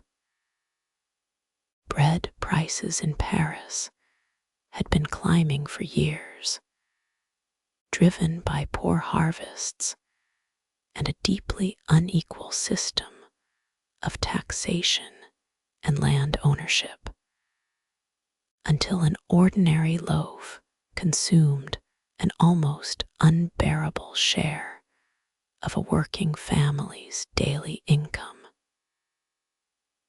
Bakeries stood empty, or nearly so, on many mornings, and the anger building in the queues outside them had nowhere left to go but toward the government that had let it happen. This wasn't even the first time bread scarcity had boiled over into open unrest in France. 14 years earlier, in the spring of 1775, a wave of riots, known afterward as the Flour War, had already swept across roughly 300 separate towns and villages, crowds seizing grain shipments and attacking markets in direct response to rising bread prices. It was a clear early warning of exactly how combustible bread scarcity could become in France, one the monarchy noted, worried over, and ultimately failed to resolve in any lasting way before the far larger upheaval of 1789 arrived. On the 5th of October, 1789, that anger became a march. Thousands of Parisian women, many of them market vendors and working mothers, who had spent the morning failing to find bread at any price, gathered in the city and set out together on foot toward the royal palace at Versailles, roughly 12 miles away, arming themselves along the way with whatever weapons they could find. By the time they arrived, their demand was direct and specific: bread, and the king's return to Paris, where the people could keep a closer eye on him. The women's march on Versailles worked. Within days, King Louis XVI and his family were compelled to leave the palace and relocate permanently to Paris, effectively ending the monarchy's isolation at Versailles and marking one of the true turning points of the early French Revolution, a chapter of world history set in motion, quite literally, by empty bakery shelves and the ordinary, determined women standing in front of them. It's exactly this atmosphere of bread scarcity and royal indifference that produced history's most famous and most thoroughly misattributed quote about bread. You've almost certainly heard that Marie Antoinette, on being told the peasants had no bread, responded with breathtaking callousness: "Let them eat cake." It's one of the most repeated lines in all of popular history, and the timing behind it simply doesn't hold up once you look closely. It's also worth knowing the original French line never actually mentioned cake at all. The word was brioche, a considerably richer, egg and butter enriched bread, meaning the sentiment attributed to her wasn't really let them eat a different food entirely, but the somehow even more tone-deaf, let them simply eat a nicer bread instead. The philosopher Jean-Jacques Rousseau recorded a nearly identical line, attributed only to an unnamed great princess, in his memoir Confessions, written around 1765, and describing events from even earlier in his own life. Marie Antoinette didn't arrive in France until 1770 as a 14-year-old bride, and didn't become queen until 1774. The phrase, in other words, was already circulating as a piece of second-hand royal folklore before she ever set foot in the country, let alone before she could have said it herself. Revolutionary propaganda, eager to paint her as a heartless foreign queen, simply attached an old, uncredited quote to the most convenient available villain. Bread scarcity didn't simply vanish once the revolution itself was underway, either. In 1793, at the height of the revolution's most radical phase, the new government passed the law of the maximum, fixing hard legal ceilings on the price of bread, grain, and a wide range of other essential goods, an attempt to control the exact same volatile problem that had helped bring the old monarchy down in the first place.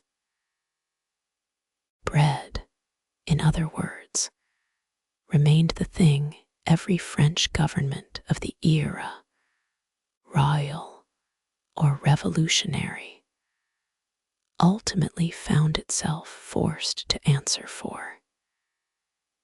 Even that hard legal ceiling failed to make bread reliably available, since fixing a price by decree does nothing to fix an actual shortage of grain.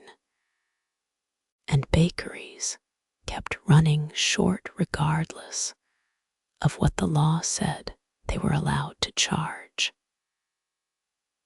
Continued bread scarcity, even under the very government that had promised to solve it, fed directly into the mounting public frustration that eventually turned against Robespierre himself. One more reminder that no political faction in this entire story, however radical or well-intentioned, ever fully escaped bread's basic, unforgiving demands. Bread's honesty problem didn't end with revolutionary France. What's actually inside a loaf of bread, once nobody outside the bakery can see it happen? In 19th century Britain, that question became a genuine, well-documented public health scandal. Unscrupulous bakers, competing on price in crowded industrial cities, discovered that mixing alum into bread dough made cheap, lower quality flour behave like better flour, whitening the loaf's color and letting it absorb extra water, stretching a smaller amount of actual flour into a larger, more profitable loaf. Chalk and other cheap fillers found their way into bread by the same basic logic: more bulk, lower cost, and a paler loaf that customers had come to associate wrongly with quality. The chemist Frederick Acum first exposed the scale of the problem in 1820 in a widely read and deeply controversial book, plainly titled A Treatise on Adulterations of Food and Culinary Poisons, naming specific practices and specific dangers in language blunt enough to earn him serious enemies among the tradesmen he'd named. Decades later, the physician Arthur Hill Hassall carried out rigorous chemical analysis of hundreds of food samples for the Lancet's Analytical Sanitary Commission, providing the hard scientific evidence that Accum's earlier warnings had lacked, and directly influencing Britain's Food Adulteration Acts of 1860 and 1872, genuine legislation born from the simple, alarming fact that ordinary loaves of bread were quietly being cut with substances no one buying them had ever agreed to eat. Long before any of these regulated civilian loaves, armies and navies had already been solving bread's oldest practical problem, keeping it edible for months at sea or on campaign, with a considerably blunter solution. Ship's biscuit, also called hardtack, was baked hard and dry enough on purpose to survive years of storage without spoiling. And sailors on long voyages developed the habit of firmly tapping each biscuit against a table before eating it, dislodging the weevils that reliably found their way inside despite every precaution taken against them. American soldiers during the Civil War issued their own version of the same durable biscuit, developed a dry, dark sense of humor about it, nicknaming the most heavily infested specimens worm castles, and often soaking their ration in coffee or frying it in bacon fat simply to make it chewable at all. It's a considerably less romantic bread story than sourdough carried close to a miner's chest. But the same basic need runs underneath both. Bread had to travel, and bread had to survive.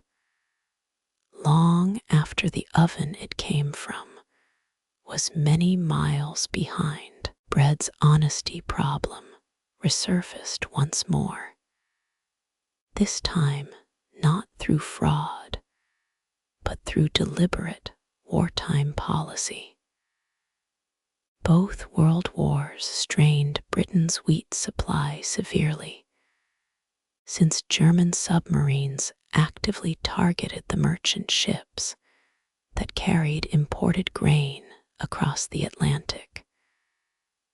And Britain had already experimented with a lower extraction, standard bread, during the First World War to stretch its own limited flour reserves.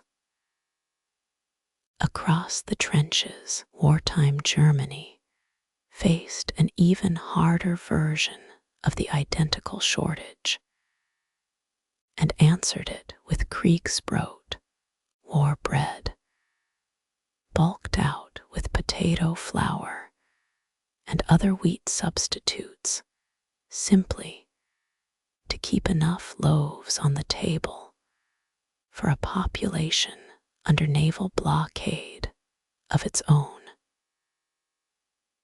Bread's wartime shortages reached their most severe extreme during the nearly 900-day Nazi siege of Leningrad, beginning in 1941, when the city's daily bread ration for ordinary civilians fell at its very worst point to just 125 grams a day, roughly the weight of a small apple. And even that thin ration was routinely stretched with sawdust and other cellulose fillers, simply to make the actual flour supply last. It stands, even set against every other wartime bread story we followed tonight, among the most severe, most carefully documented bread shortages ever recorded by historians. By the Second World War, in 1942, the British government went further still, mandating a single standardized loaf for the entire country, the national loaf, made from a coarser, higher extraction wholemeal flour that stretched the nation's limited wheat supply considerably further than refined white flour ever could. Even the loaf's exact tint became a matter of official policy. Government-approved dyes, eventually added to disguise its unpopular gray cast and make it look at least a little closer to the white bread people actually missed. The national loaf was, by most accounts, genuinely unpopular, its grayish color and denser, coarser texture a poor substitute for the soft white bread people remembered from before the war. It was also, nutritionally, an improvement most people didn't fully appreciate at the time, retaining considerably more fiber and vitamins than the refined flour it replaced. The government leaned hard on that second fact in its public messaging, framing an unglamorous, government-mandated loaf as a quiet act of patriotic sacrifice, something every citizen could contribute to the war effort simply by eating their unloved daily bread without complaint. The national loaf remained standard well past the war's end, not fully phased out until 1956. Bread's role as a tool of political survival resurfaced again just a few years later in divided post-war Berlin, when the Soviet Union blockaded all road and rail access into the city in 1948, hoping to starve West Berlin into submission. The United States and Britain answered instead with the Berlin airlift, flying flour and other essential food directly into the isolated city around the clock for nearly a year, keeping bread on Berlin tables purely through sustained aerial supply, until the blockade was finally lifted in 1949. It's a striking modern echo of Rome's own bread dole centuries earlier. A government once again discovering that keeping a population fed was itself a genuine form of political power.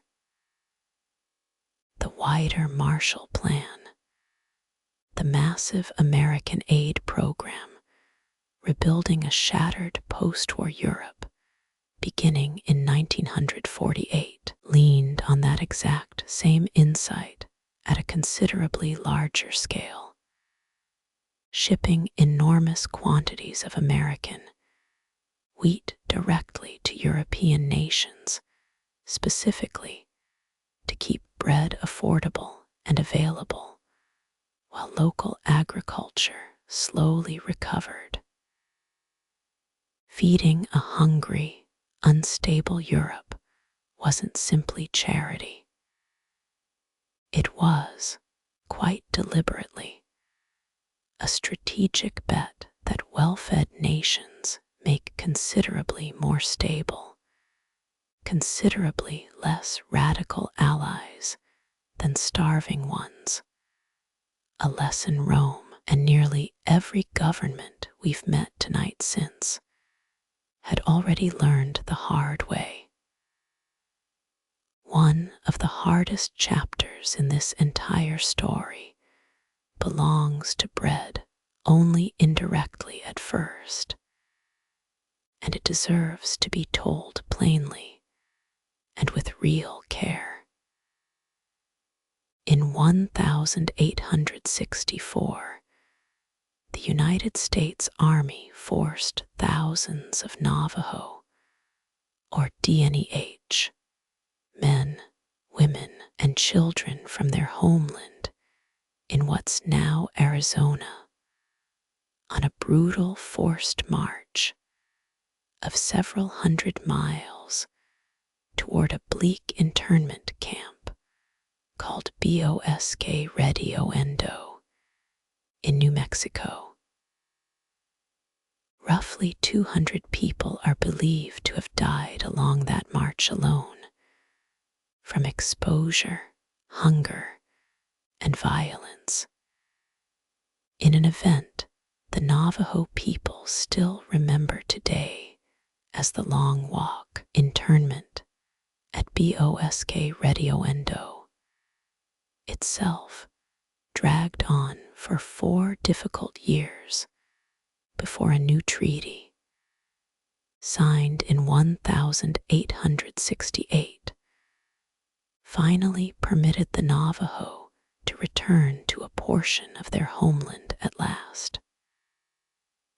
At Bosque Rioted, survivors of the Long Walk were issued government rations entirely foreign to their traditional diet, which had centered for generations on corn, squash, beans, and livestock they raised themselves. In place of that, the government provided white flour, lard, salt, and sugar, plain commodity staples, with no connection to Navajo foodways at all.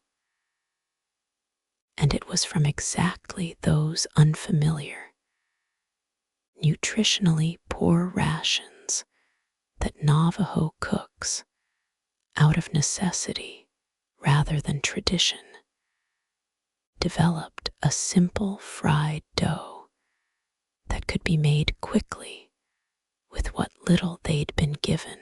That bread, frybread, survived long after Bosque Rioted itself was abandoned, spreading over the following century to become a familiar, cherished food across many Native American nations far beyond the Navajo alone, served today at powwows and family gatherings as a genuine, visible symbol of survival and resilience, carried forward from one of the darkest chapters in Native American history.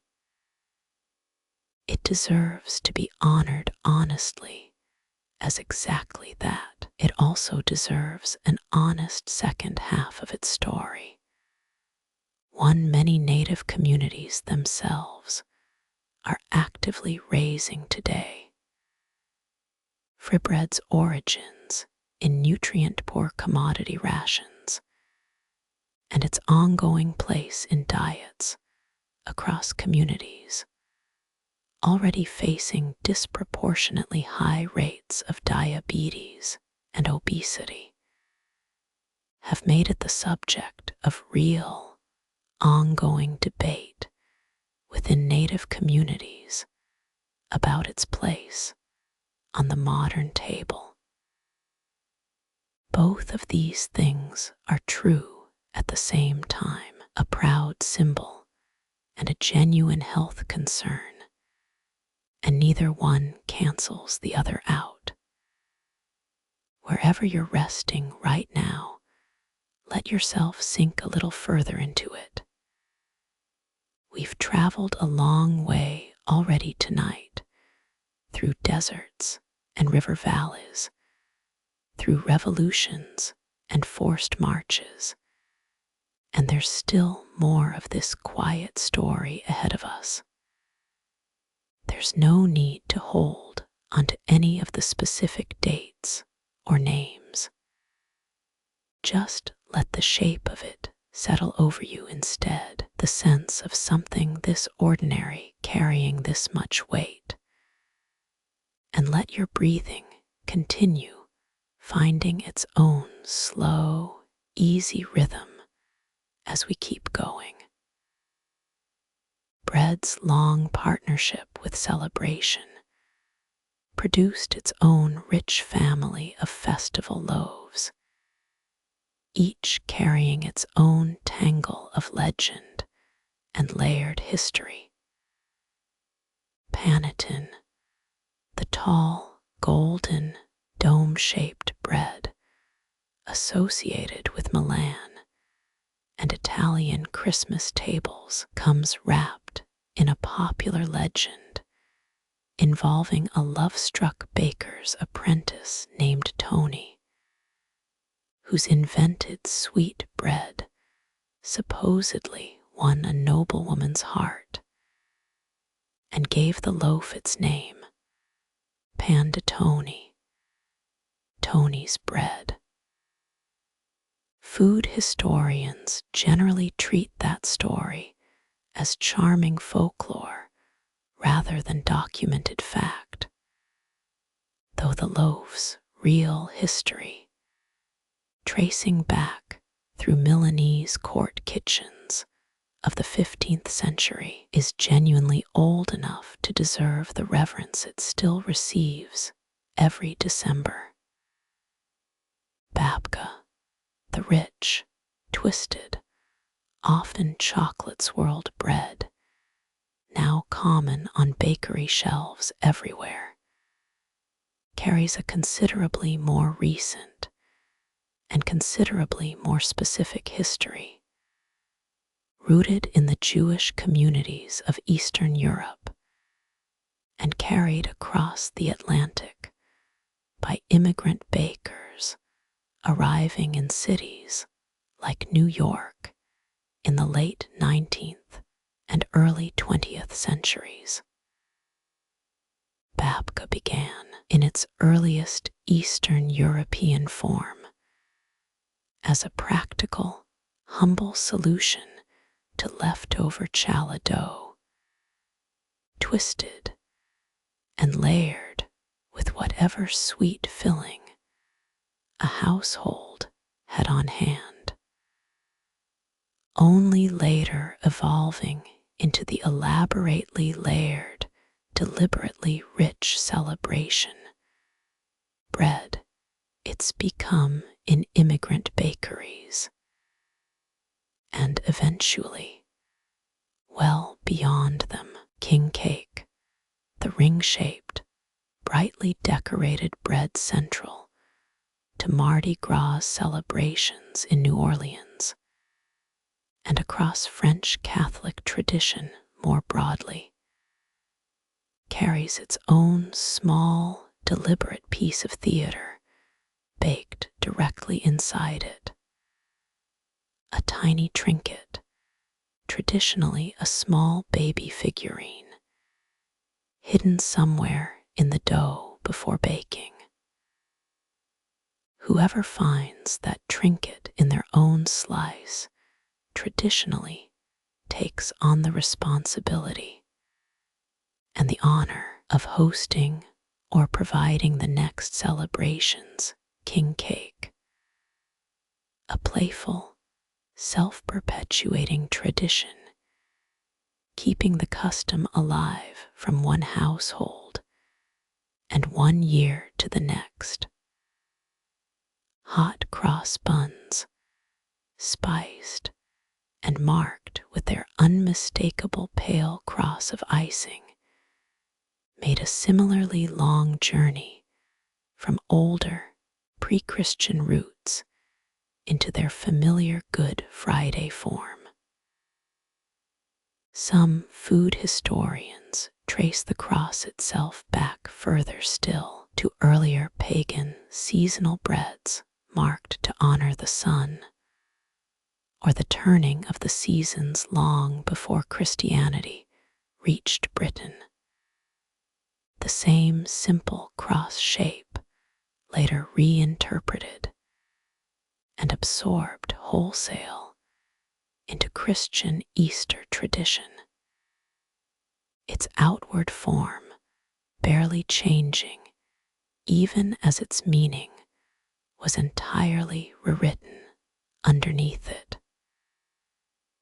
Germany's own great Christmas bread, stolen, carries a comparable layer of quiet religious symbolism folded directly into its shape. The loaf's distinctive form, a long roll folded over onto itself and dusted heavily in powdered sugar, is traditionally understood to represent the infant Jesus wrapped in swaddling clothes, a shape bakers have been repeating with only minor variation for centuries. The theology of the season quite literally baked into the silhouette of the loaf itself. Challah, the braided loaf central to the Jewish Sabbath and holidays, carries its own carefully counted symbolism, traditionally braided from 6 strands. 2 loaves set side by side at the Sabbath table are meant to total 12, echoing the 12 loaves of showbread once kept continuously in the ancient temple in Jerusalem, one for each of the 12 tribes of Israel, a specific historical memory still folded quite deliberately into an ordinary weekly loaf of bread. Bread found its way into fine art just as insistently as it found its way into scripture and folklore. The Spanish surrealist Salvador Dali returned to bread as a recurring symbol across his career, once declaring it one of his favorite subjects, and even publishing an entire personal manifesto specifically about it, drawn, by his own account, to its shape, its texture, and its strange, ordinary familiarity, the same everyday object we followed across 14,000 years, apparently just as capable of unsettling a viewer's expectations as it was of feeding an empire's workforce. Few bread stories have been more thoroughly mythologized than the sandwich's own supposed invention, and it's worth taking the time to actually untangle it properly. The popular version, still repeated constantly today, holds that John Montagu, the fourth Earl of Sandwich, invented the dish in 1762 so he could keep gambling at cards without ever leaving the table, ordering meat brought to him tucked between two slices of bread so he could eat one-handed and keep his cards in the other. The real timeline complicates that tidy gambling table story considerably, in a way most retellings simply leave out.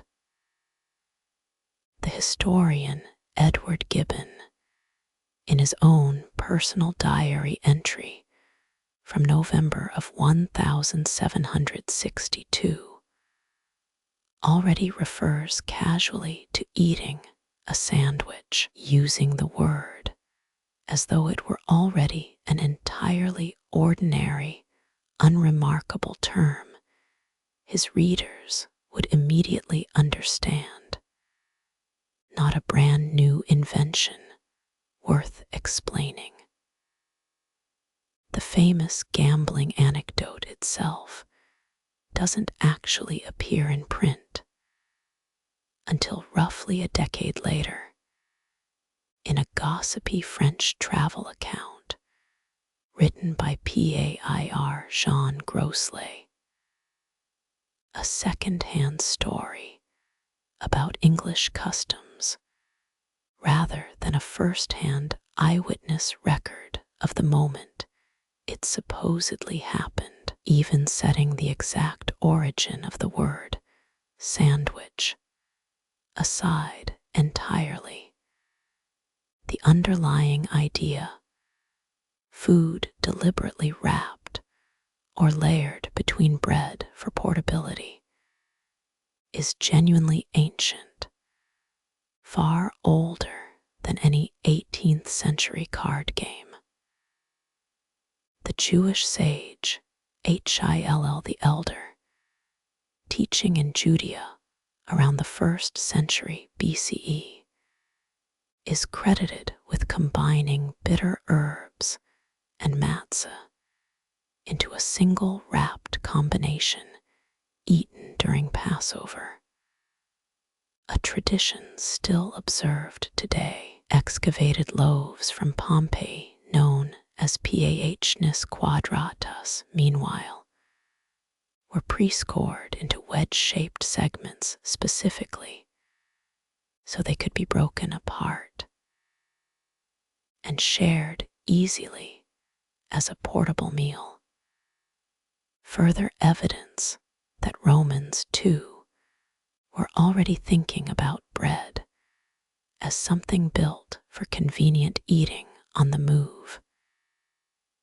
Many centuries before an English earl supposedly needed to keep one hand free for his cards.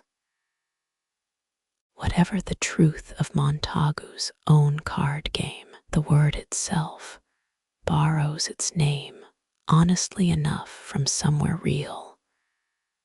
The small English coastal town of Sandwich in Kent, from which his family had drawn its earldom for generations before the food named after him ever existed.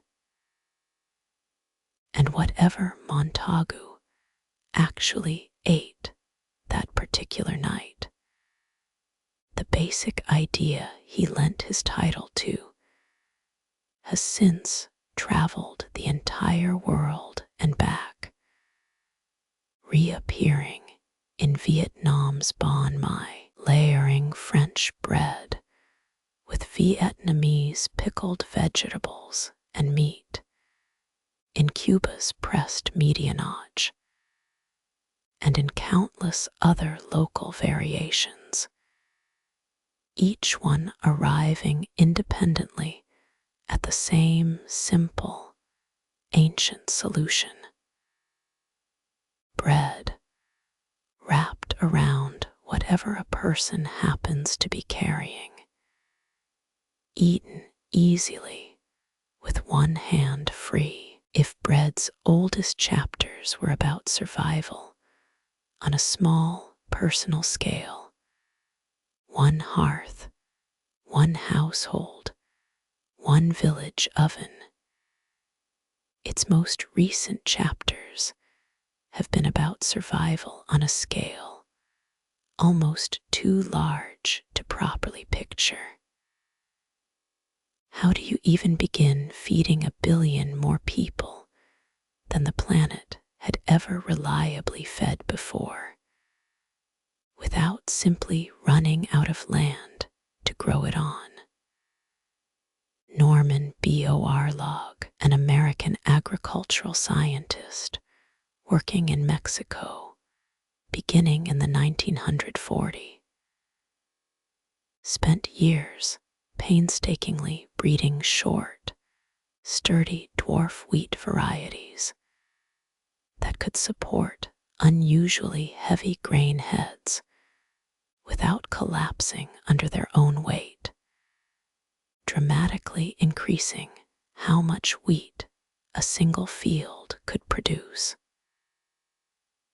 Borlaug's dwarf wheat, along with the broader package of agricultural techniques that came to be known as the Green Revolution, spread through Mexico, India, Pakistan, and beyond starting in the 1960s, dramatically raising wheat yields across countries that had faced serious, recurring famine only years before.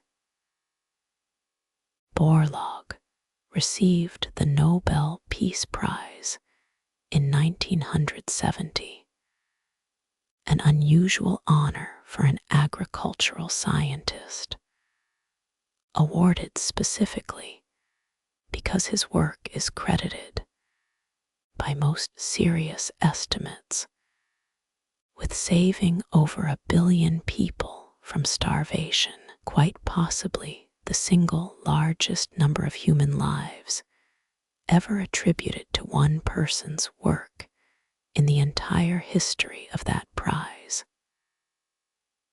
Borlaug's achievement, genuinely enormous as it was, arrived bundled together with real, honest costs that agricultural historians still weigh carefully today. The Green Revolution's huge yield gains depended heavily on chemical fertilizer, irrigation, and vast single-crop fields planted with just a handful of high-yield varieties, a trade-off that has left some regions more vulnerable to soil depletion, water strain, and a narrower genetic pool of crops than the varied traditional farming it replaced. Borlaug himself spoke openly about this tension for the rest of his career, insisting the approach had bought humanity desperately needed time, not solved the underlying problem permanently. Wheat has taken a noticeably different path since Borlaug's era than crops like corn and soy, worth a brief mention here. Despite decades of ongoing genetic research, genetically modified wheat has still never been approved for commercial sale as food almost anywhere in the world, largely due to sustained consumer wariness and export market resistance, meaning the loaf on a modern table is, at its genetic core, still remarkably close to the crossbred hexaploid plant that first appeared by accident in a farmer's field roughly 8,000 years ago. Some modern bakeries and health-conscious shoppers have, if anything, been quietly moving in the opposite direction, seeking out einkorn, emmer, and spelt, the same older, unhybridized wheat relatives we met at the very start of tonight's story, marketed today as gentler, more easily digested alternatives to modern bread wheat. It's a small, deliberate circle closing, modern kitchens reaching back past Tritaicum East-Evum's lucky accident to the very same grains. A Nautiophian family once gathered by hand on a wild hillside. Flour itself had already gone through its own quiet industrial revolution decades before Chorleywood ever entered the picture. Beginning in the 1870, enormous steel roller mills pioneered in Minneapolis flour mills that would eventually grow into companies like General Mills, replaced traditional stone grinding almost entirely, producing a finer, whiter, more uniformly consistent flour on a genuinely massive industrial scale. It's this earlier revolution in milling, considerably more than anything happening in any individual bakery, that first made soft, uniformly white bread cheap and available to nearly everyone, laying the exact groundwork Chorleywood's own mixing innovation would later build on. Even as wheat itself became more abundant, the process of actually turning it into bread was quietly being reinvented. In 1961, researchers Bill Collins, George Elton, and Norman Chamberlain, working at Britain's Baking Industry Research Association in the town of Chorleywood, developed an entirely new method of bread production using intense, high-speed mechanical mixing to develop a dough's gluten structure in minutes, rather than through the many hours of slow fermentation traditional bread making had always required. Achieving that speed took a small amount of chemical help alongside the mechanical mixing itself, typically a modest dose of ascorbic acid, ordinary vitamin C, along with enzymes that help along the same gluten and starch breakdown along slow rise would otherwise have handled naturally over several patient hours. A small dose of preservative, most commonly calcium propionate, typically goes in as well, quietly doing the same basic job sourdough's own natural acidity handles for free, keeping mold at bay long enough for a loaf to survive its trip through a distribution warehouse and onto a store shelf. The Chorleywood bread process, as it came to be known, made it possible to use lower protein, cheaper domestic wheat and produce a finished loaf in a fraction of the time traditional baking demanded, and British industry adopted it enthusiastically. By 2009, roughly 80% of all bread sold in the United Kingdom was being produced using this exact process. A genuinely enormous, largely invisible transformation in how an entire nation's most basic food actually got made. That transformation hasn't gone entirely unchallenged.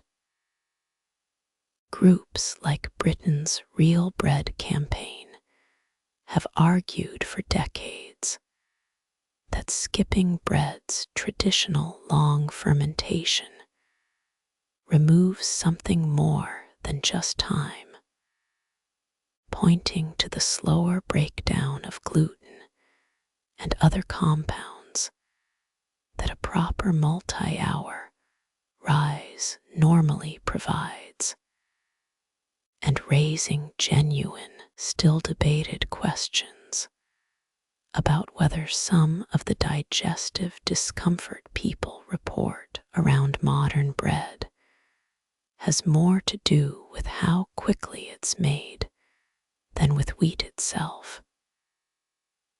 It's a debate without a fully settled answer, but the underlying tension is a familiar one by now. Speed and cost on one side, and everything slow fermentation used to quietly provide on the other. That same tension helped fuel a genuine artisan bread revival, beginning in the 1990 and 2000. Small independent bakeries deliberately returning to long, slow natural fermentation as a selling point rather than a limitation. Chad Robertson's Tartine Bakery in San Francisco became one of the movement's most influential faces. Its thick-crusted, naturally leavened country loaf, inspiring home bakers and professional bakers alike to rediscover, quite deliberately, the same patient, unhurried process industrial bread had spent decades trying to engineer away entirely. Industrial scale efficiency eventually found its way into ordinary homes, too, in a considerably gentler form. In 1986, engineers at the Japanese company Panasonic introduced the world's first automatic home bread machine, reportedly developed after company researchers spent months studying a local bakery's, needing technique closely enough to teach a machine to replicate it, folding the entire process, mixing, rising, and baking, into a single countertop appliance. It's the same basic promise Roeder's slicing machine once made, a little more of bread's ancient labor quietly handed off to a device that never gets tired and never complains. France, for its part, chose to protect its own bread tradition through law rather than industrial efficiency.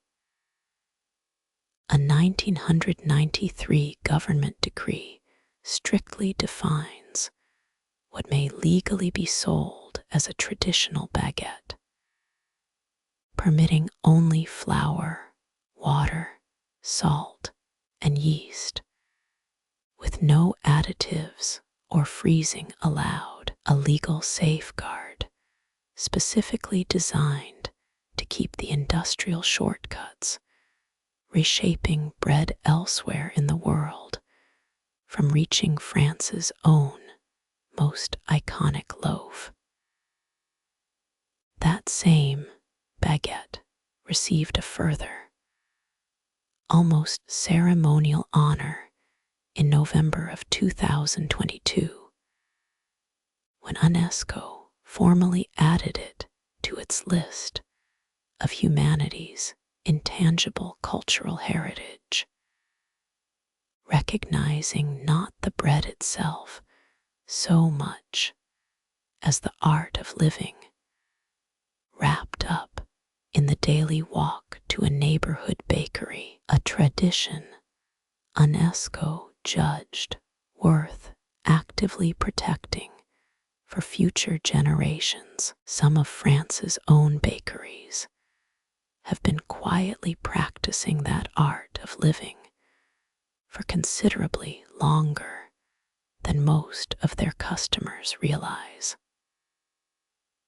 Poilane, a Paris bakery still run by the same family that founded it in 1932, has spent nearly a century baking sourdough loaves in wood-fired ovens, using largely unchanged traditional methods. A single continuously operating business standing as a small living link all the way back to a craft. This entire story has spent tonight tracing across 14,000 years. Not every seemingly ancient European loaf is actually as old as it looks, either, and it's worth knowing at least one honest exception before we move on. Ciabatta, the wide, irregular, wholly Italian loaf, now sold in bakeries worldwide, feels timeless, but it was deliberately invented in 1982 by the Italian baker Arnaldo Cavalieri, specifically to give Italy a sandwich bread of its own, capable of competing with the baguette's growing popularity. Proof that even in a story this old, genuinely new chapters are still being written, sometimes surprisingly recently. Bread's most ordinary modern convenience, the simple pre-sliced loaf, took a genuinely difficult path to arrive on store shelves. Otto Rohweder, a jeweler by original trade, spent years developing a machine that could reliably slice an entire loaf of bread at once, only to see his first working prototype and its blueprints destroyed in a fire in 1917, a setback that would have ended many inventors' efforts entirely. Rohweder rebuilt the machine from scratch, and in 1928, in Chillicothe, Missouri, his bread slicing and wrapping machine produced the world's first commercially sold sliced bread, quickly wrapped afterward specifically to keep the newly exposed slices from drying out, and going stale faster than an unsliced loaf ever would.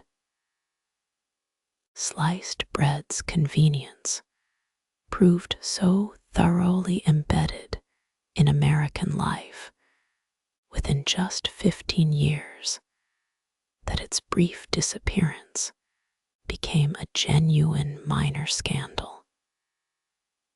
In January of 1943, the United States government banned pre-sliced bread outright as a wartime conservation measure, aimed at saving the steel used in slicing machines and the wax paper needed to keep sliced loaves fresh.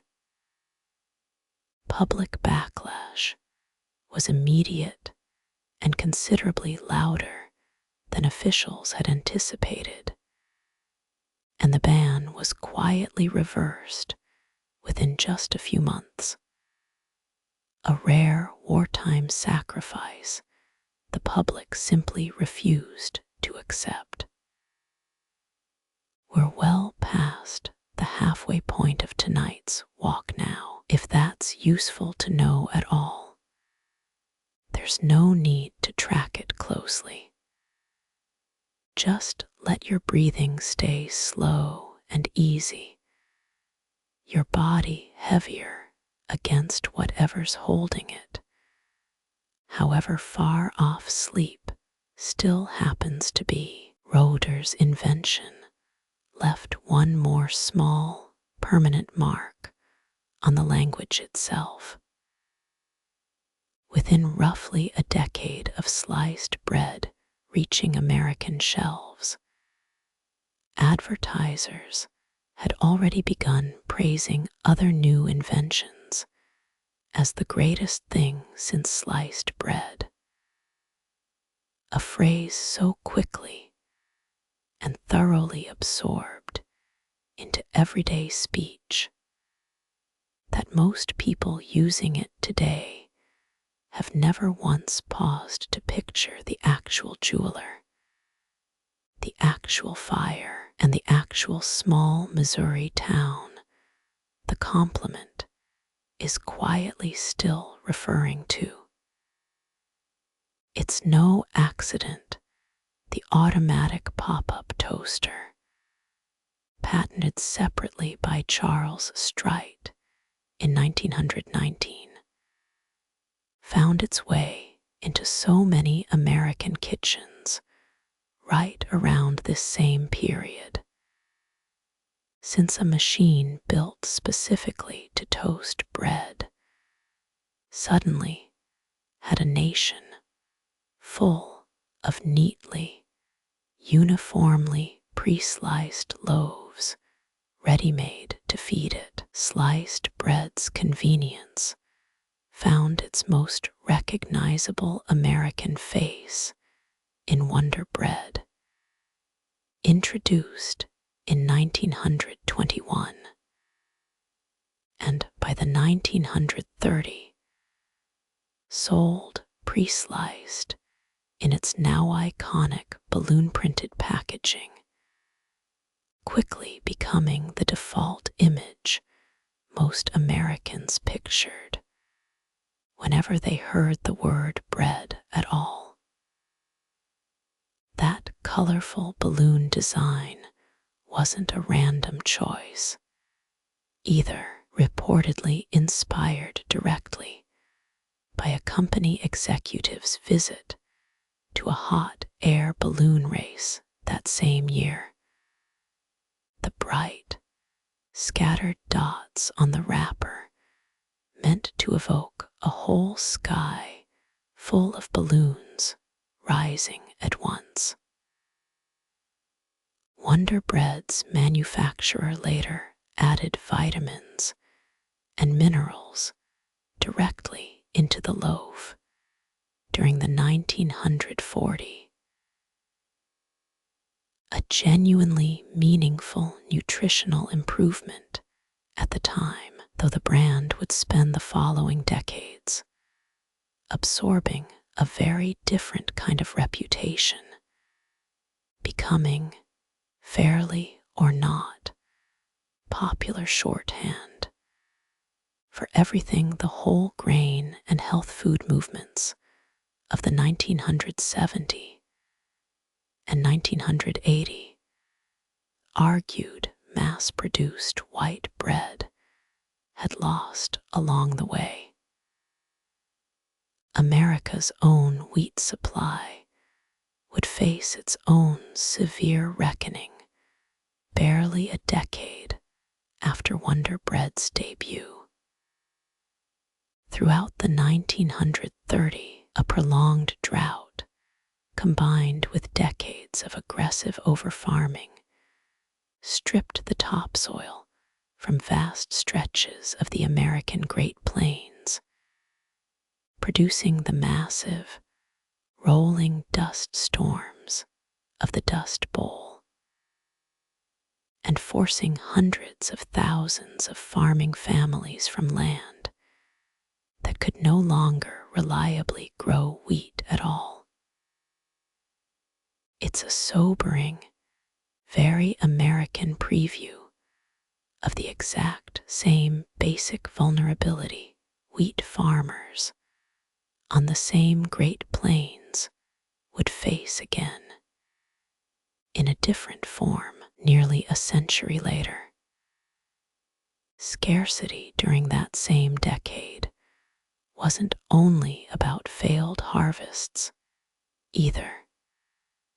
The broader economic collapse of the Great Depression left millions of Americans unemployed and unable to afford even a plentiful supply of bread, producing the era's iconic bread lines, long, silent queues of stockbrokers and factory workers, alike waiting outside soup kitchens and relief agencies for a simple daily ration, a stark reminder that scarcity can come just as easily from empty pockets as from an empty field, even in a country whose own silos that same year sat genuinely full. Bread also traveled west across America, carrying its own small, living secret. During the California Gold Rush of 1849, miners working remote claims far from any real bakery relied on a simple sourdough starter, a living culture of wild yeast and bacteria kept going indefinitely by regular feeding, to leaven their bread without any commercial yeast on hand at all. That starter was precious enough and vulnerable enough to cold that miners regularly slept with it tucked against their own bodies overnight, keeping it warm enough to survive a freezing mountain night the same way they'd protect any other living thing depending on them. Half a century later, prospectors rushing north to the Klondike gold fields in 1898 carried on the exact same practice, keeping their own sourdough starters alive in small pouches worn on a cord around the neck, close enough to body heat to survive the brutal Yukon winter. The practice became so closely associated with these veteran northern prospectors that it gave them their own lasting nickname, still used today for any old, experienced hand at a difficult trade: sourdoughs.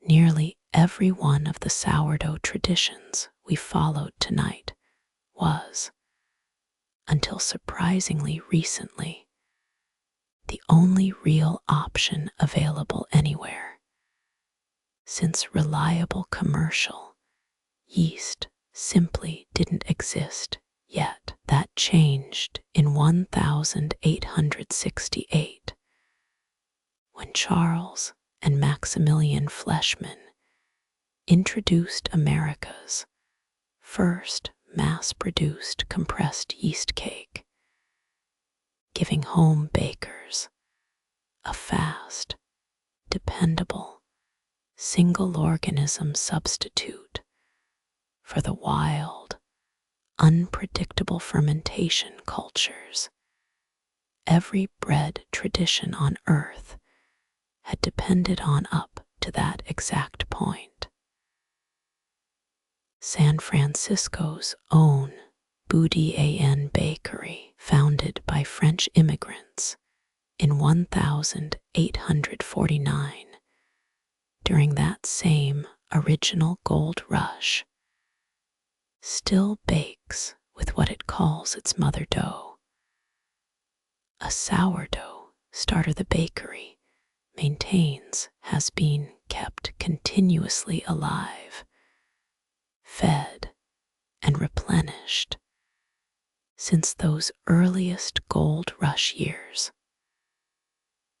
According to the bakery's own well-preserved account, an employee grabbed a portion of that same starter and fled with it during the catastrophic fire that swept San Francisco following the 1906 earthquake, preserving, quite literally, a living culture that had already survived more than half a century by that point.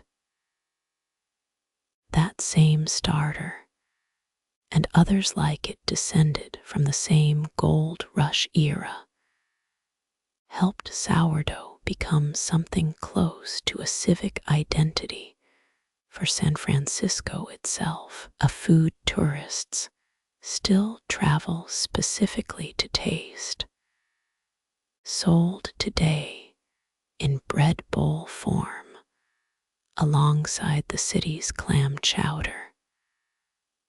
One more example of an ordinary loaf quietly becoming inseparable from the story of the place that made it. What's actually alive inside a sourdough starter turns out to be a genuinely elegant partnership between two different organisms, working together rather than competing.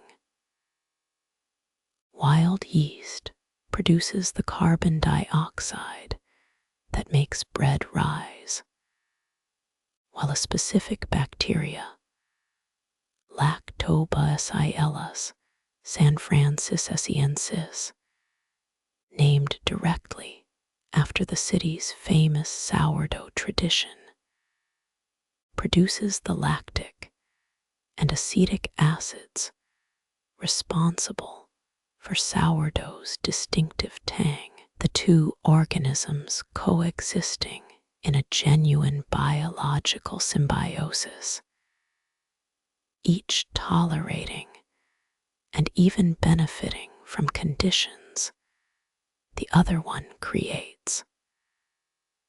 That same acidity does more than flavor the bread. The lower pH those bacteria create makes a sourdough loaf a genuinely poor environment for mold and spoilage organisms to take hold in, which is a large part of why a properly made sourdough loaf reliably outlasts an ordinary commercially yeasted loaf sitting on the very same counter. A small, built-in act of natural food preservation bakers were relying on long before anyone understood the chemistry behind it. For a long time, popular legend held that this specific bacteria simply couldn't survive anywhere outside San Francisco's particular air and climate, part of what made the city's sourdough supposedly impossible to truly replicate anywhere else on Earth. Later, microbiological research disproved that romantic claim rather thoroughly, finding the same bacteria present in sourdough cultures maintained successfully all over the world. San Francisco's sourdough remains genuinely excellent. It was never genuinely unique. That deep golden brown crust color on a sourdough loaf or any other comes from its own distinct piece of kitchen chemistry called the Maillard reaction, named after the French chemist Louis-Camille Maillard, who first described it in 1912.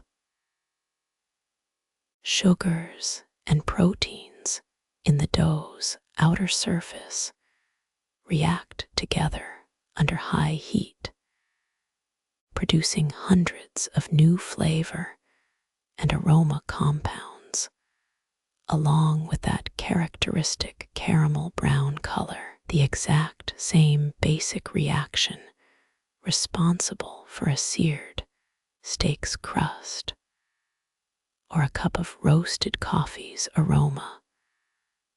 Quietly at work in an oven every single time a loaf of bread finishes baking. Bread's oldest political pattern, the one Rome's own emperors understood so well, reasserted itself again barely a decade before tonight's story catches up to the present. A severe global wheat price spike in 2010, driven partly by a devastating drought and export ban in Russia, pushed the cost of bread sharply upward across North Africa and the Middle East, feeding directly into the wave of popular uprisings historians now call the Arab Spring, beginning in Tunisia in December of 2010 and spreading rapidly across the region the following year. Economic and political grievances ran deep and genuinely varied across each country involved, but the price of bread specifically was, again and again, one of the very first grievances protesters actually named out loud in the spring of 2020. An old, patient craft suddenly found itself at the center of an unexpected global moment.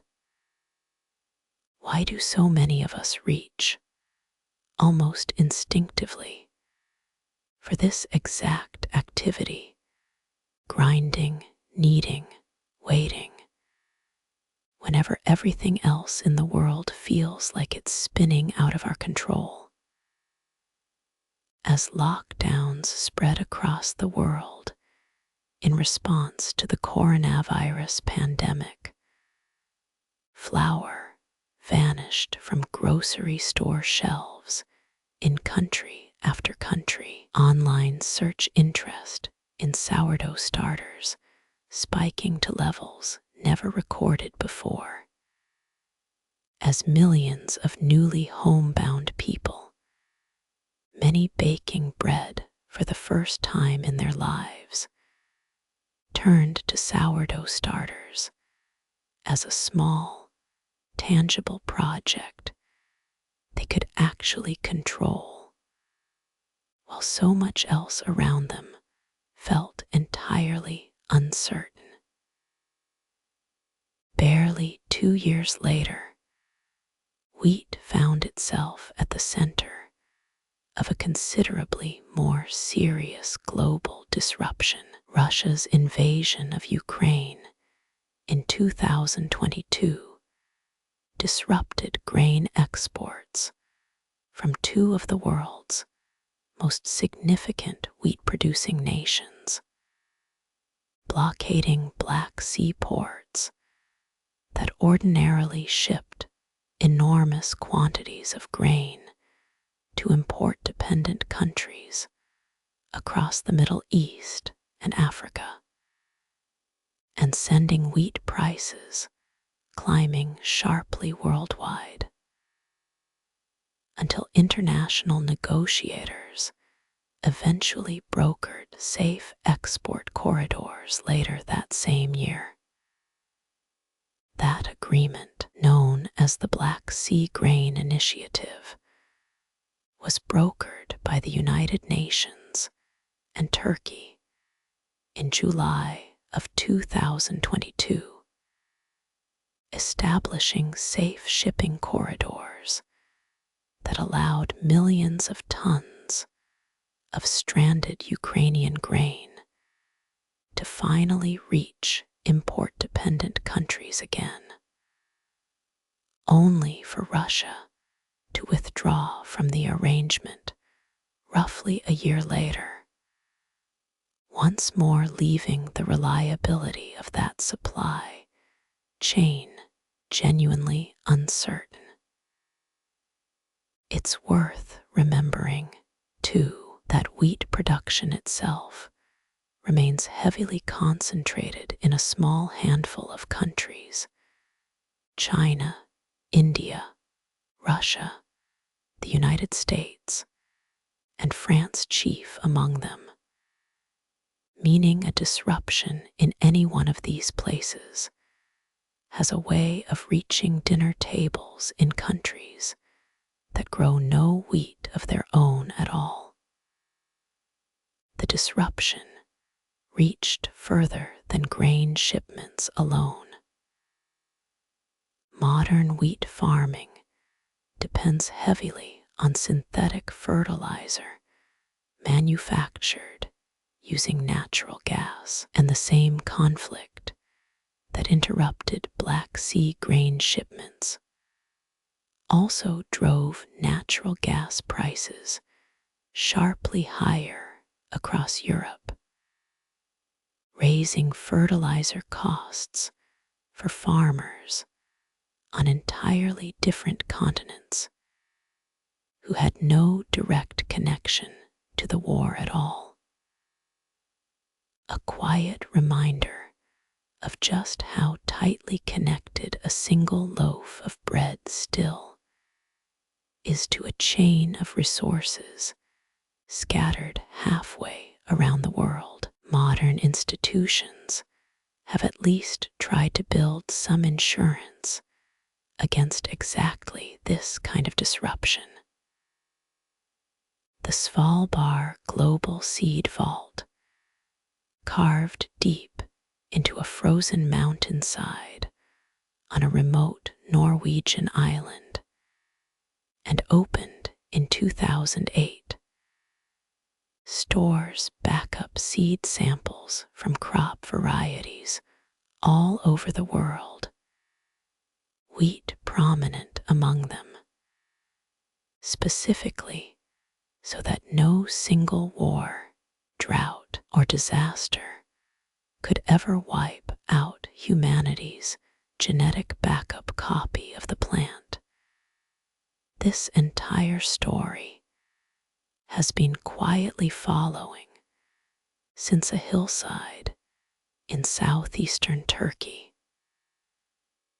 Researchers at agricultural institutes descended directly from Borlaug's own Green Revolution work continue breeding new drought and heat-tolerant wheat varieties, even now, quietly running the same basic experiment Borlaug once ran, adapting this same plant once again to whatever conditions the current decade happens to demand of it. That disruption never fully resolved into stability.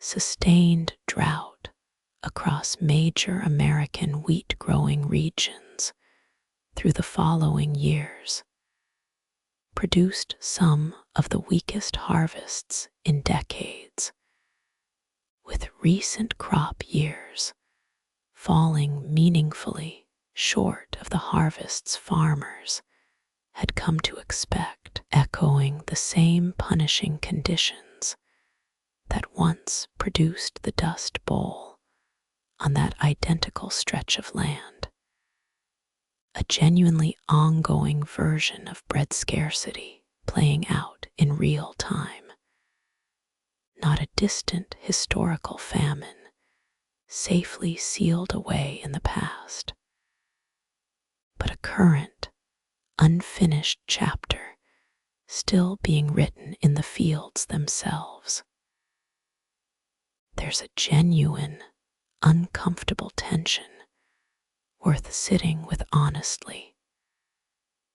Bread remains, even now, among the most commonly wasted foods in wealthier countries. Whole loaves and unsold bakery trays discarded daily simply for going a day past their freshest. A quiet contradiction sitting right alongside the very real scarcity still playing out in drought-stricken fields the same year. A world away from a not Ethiopian family that once ground wild grain by hand precisely because not one edible scrap of it could ever be spared. Take a moment here, wherever you're resting, to notice your own breath again. In through the nose, slowly, and out even slower, your shoulders sinking a little further with each one. We're nearly at the end of tonight's long walk together, and there's still a small handful of quieter, gentler threads left before we close. A handful of the world's most familiar breads today carry their own quietly distinct stories, worth a brief detour before we finish.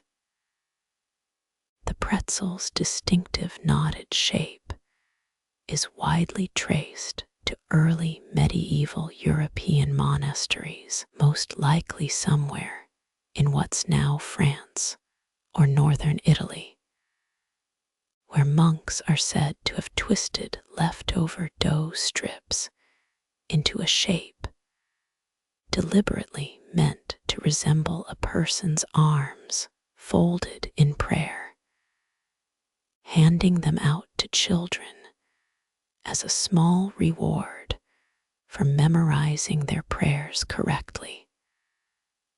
A possible root of the pretzel's Latin-derived name, Pratiola, meaning little reward. Italy's focaccia, meanwhile, traces its own root directly back to ancient Rome's pahness, focaccias, a flatbread baked in the ashes at the hearth's edge.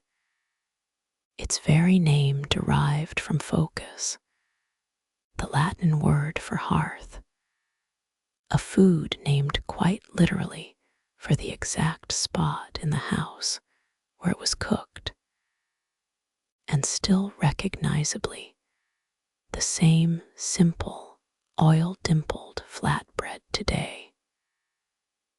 That same flatbread tradition eventually gave Naples its own enduring legend.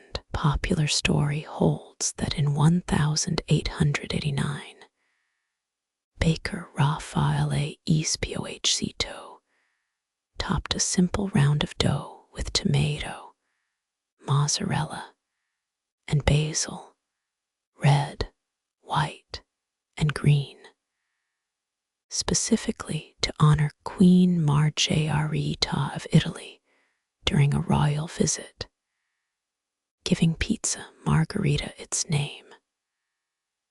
Flatbreads topped simply with oil, herbs, and whatever else was on hand had already existed around the Mediterranean for a very long time before that. But it's this specific version and this specific story that carried the dish toward the global phenomenon it's since become.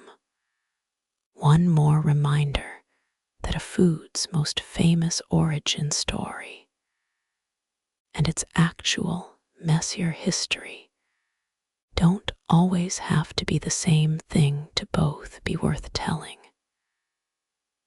Pita, the soft, pocketed flatbread found across the Middle East and the Mediterranean, is old enough that its exact origin point is genuinely lost to history. Its signature hollow pocket simply the natural result of steam puffing quickly baked dough apart from the inside during a brief, blazing hot bake. A bread old enough to have been feeding people in the region for millennia before anyone thought to write its story down. The bagel's own earliest confirmed written mention comes from considerably more specific ground. A 1610 community regulation from Krakow, Poland, listing bagels boiled briefly before baking to give them their distinctive chewy crust. Among the acceptable gifts new mothers in the local Jewish community could give to midwives, one of the very few breads in this entire story with a genuinely traceable birth certificate. Australia contributed its own plain, practical entry to tonight's world tour. Damper, a simple unleavened bread of flour, water, and a pinch of salt, was baked directly in campfire coals by 19th century stockmen and settlers working far from any real oven. A food born from exactly the same basic constraint driving nearly every bread in tonight's story: flour, fire, and whatever a person happened to be carrying with them. Bread's oldest practical enemy, in fact, followed it all the way into orbit. NASA quietly banned ordinary sliced bread aboard early space missions and still avoids it aboard the International Space Station today, because loose floating crumbs in a weightless cabin can drift into sensitive equipment or simply be inhaled by an astronaut without gravity around to settle them safely onto a plate. In its place, astronauts reach instead for the tortilla, that same ancient, crumb-resistant Mesoamerican flatbread we met earlier tonight, still doing more than 3,000 years after Nixtam Aliziawaishun was first worked out by hand. Exactly the same reliable job it's always done, just considerably further from home. Not every bread word carries a tidy, well-documented history, and it's worth admitting that honestly rather than pretending otherwise. Pumpernickel, Germany's famously dense, dark rye bread, comes wrapped in a popular, but almost certainly false legend claiming it was named after a horse belonging to Napoleon, called Nicol, whose feed the unfamiliar bread supposedly resembled. Most language historians instead trace the name to an old, self-deprecating German joke about the bread's notoriously heavy, slow-digesting reputation. Evidence, if nothing else, that not every food legend needs to be true to be worth knowing.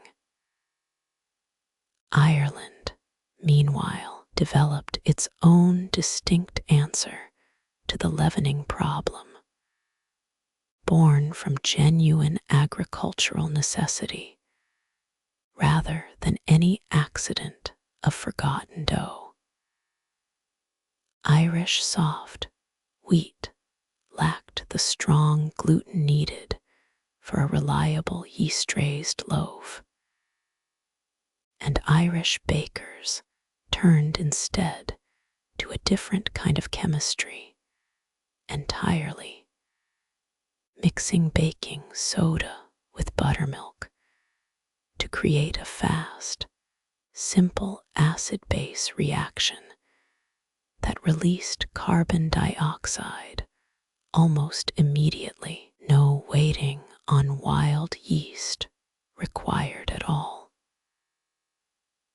Irish soda bread remains, to this day, one of the clearest everyday reminders that leavening bread was never really about one single trick, but about however many different solutions a given time and place happened to have on hand. Bread's place on the modern table hasn't gone unquestioned either, and it's worth naming that honestly before we close.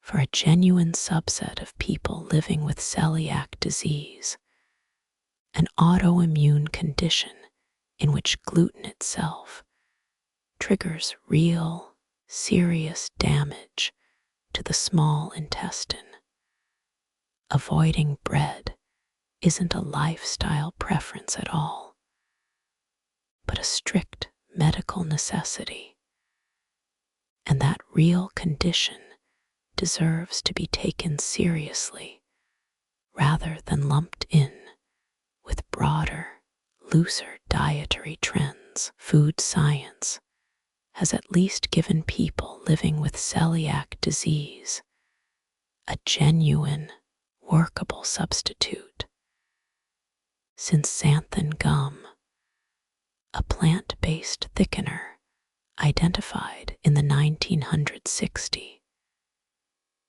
can mimic much of gluten's own elastic, binding structure closely enough to hold a gluten-free loaf together, letting bread, in some workable form, remain on the table even for people whose bodies can never safely process the protein.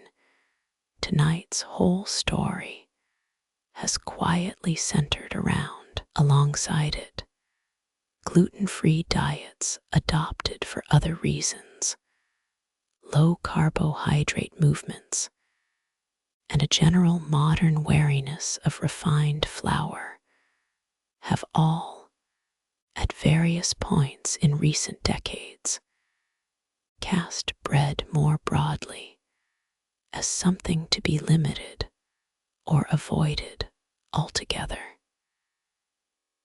And yet, global demand has never meaningfully wavered.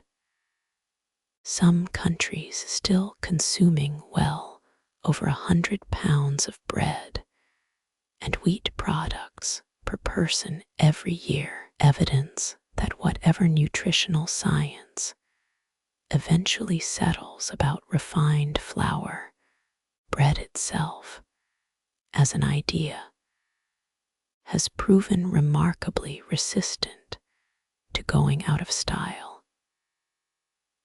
Even bread's oldest religious associations still find their way onto a modern supermarket shelf. Ezekiel bread, a sprouted, multi-grain loaf popular today among health-conscious shoppers, takes both its name and its specific mix of wheat, barley, beans, and lentils directly from a recipe described in the Old Testament book of Ezekiel, an ancient scriptural ingredient list still selling loaves in ordinary grocery stores some 2,500 years later. And so, after everything, we find ourselves back where we started, at that same small stone hearth in the Jordanian desert, 14,400 years ago, long before farming, before writing, before empires or revolutions, or a single word of any language spoken since. Someone knelt there in the firelight, grinding wild grain by hand, patiently working it into a paste and pressing it flat against the hot stone, with absolutely no way of knowing what they were actually setting in motion. They couldn't have known that the same basic act, grain, water, and heat, would go on to pay the builders of the pyramids, fill some of the earliest writing humans ever produced, fund an empire's circuses, cross oceans in two entirely separate, unconnected inventions, spark a revolution, get quietly adulterated, and then honestly defended, sustain people through their very worst chapter, and become, against everything stacked against it, a genuine symbol of survival. They only knew it was warm, and it was food, and it was theirs. That's really the whole of what we've been following tonight, all the way through empires and famines, and quiet kitchen mornings alike. One continuous thread running underneath nearly every human life that's ever been lived. Wherever you are right now, however far from any desert hearth, you're still carrying forward the exact same simple, patient act: flour, water, and heat turned into something worth sharing with whoever happens to be sitting across the table from you.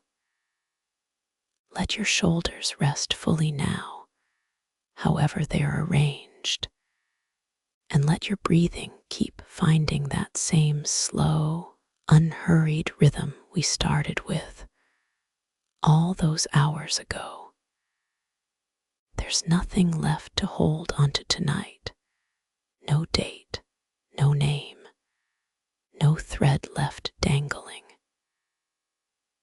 Just the quiet, accumulated weight of one ordinary loaf, carried forward by patient hands across 14,000 years, all the way to this exact room, this exact breath, this exact moment of rest.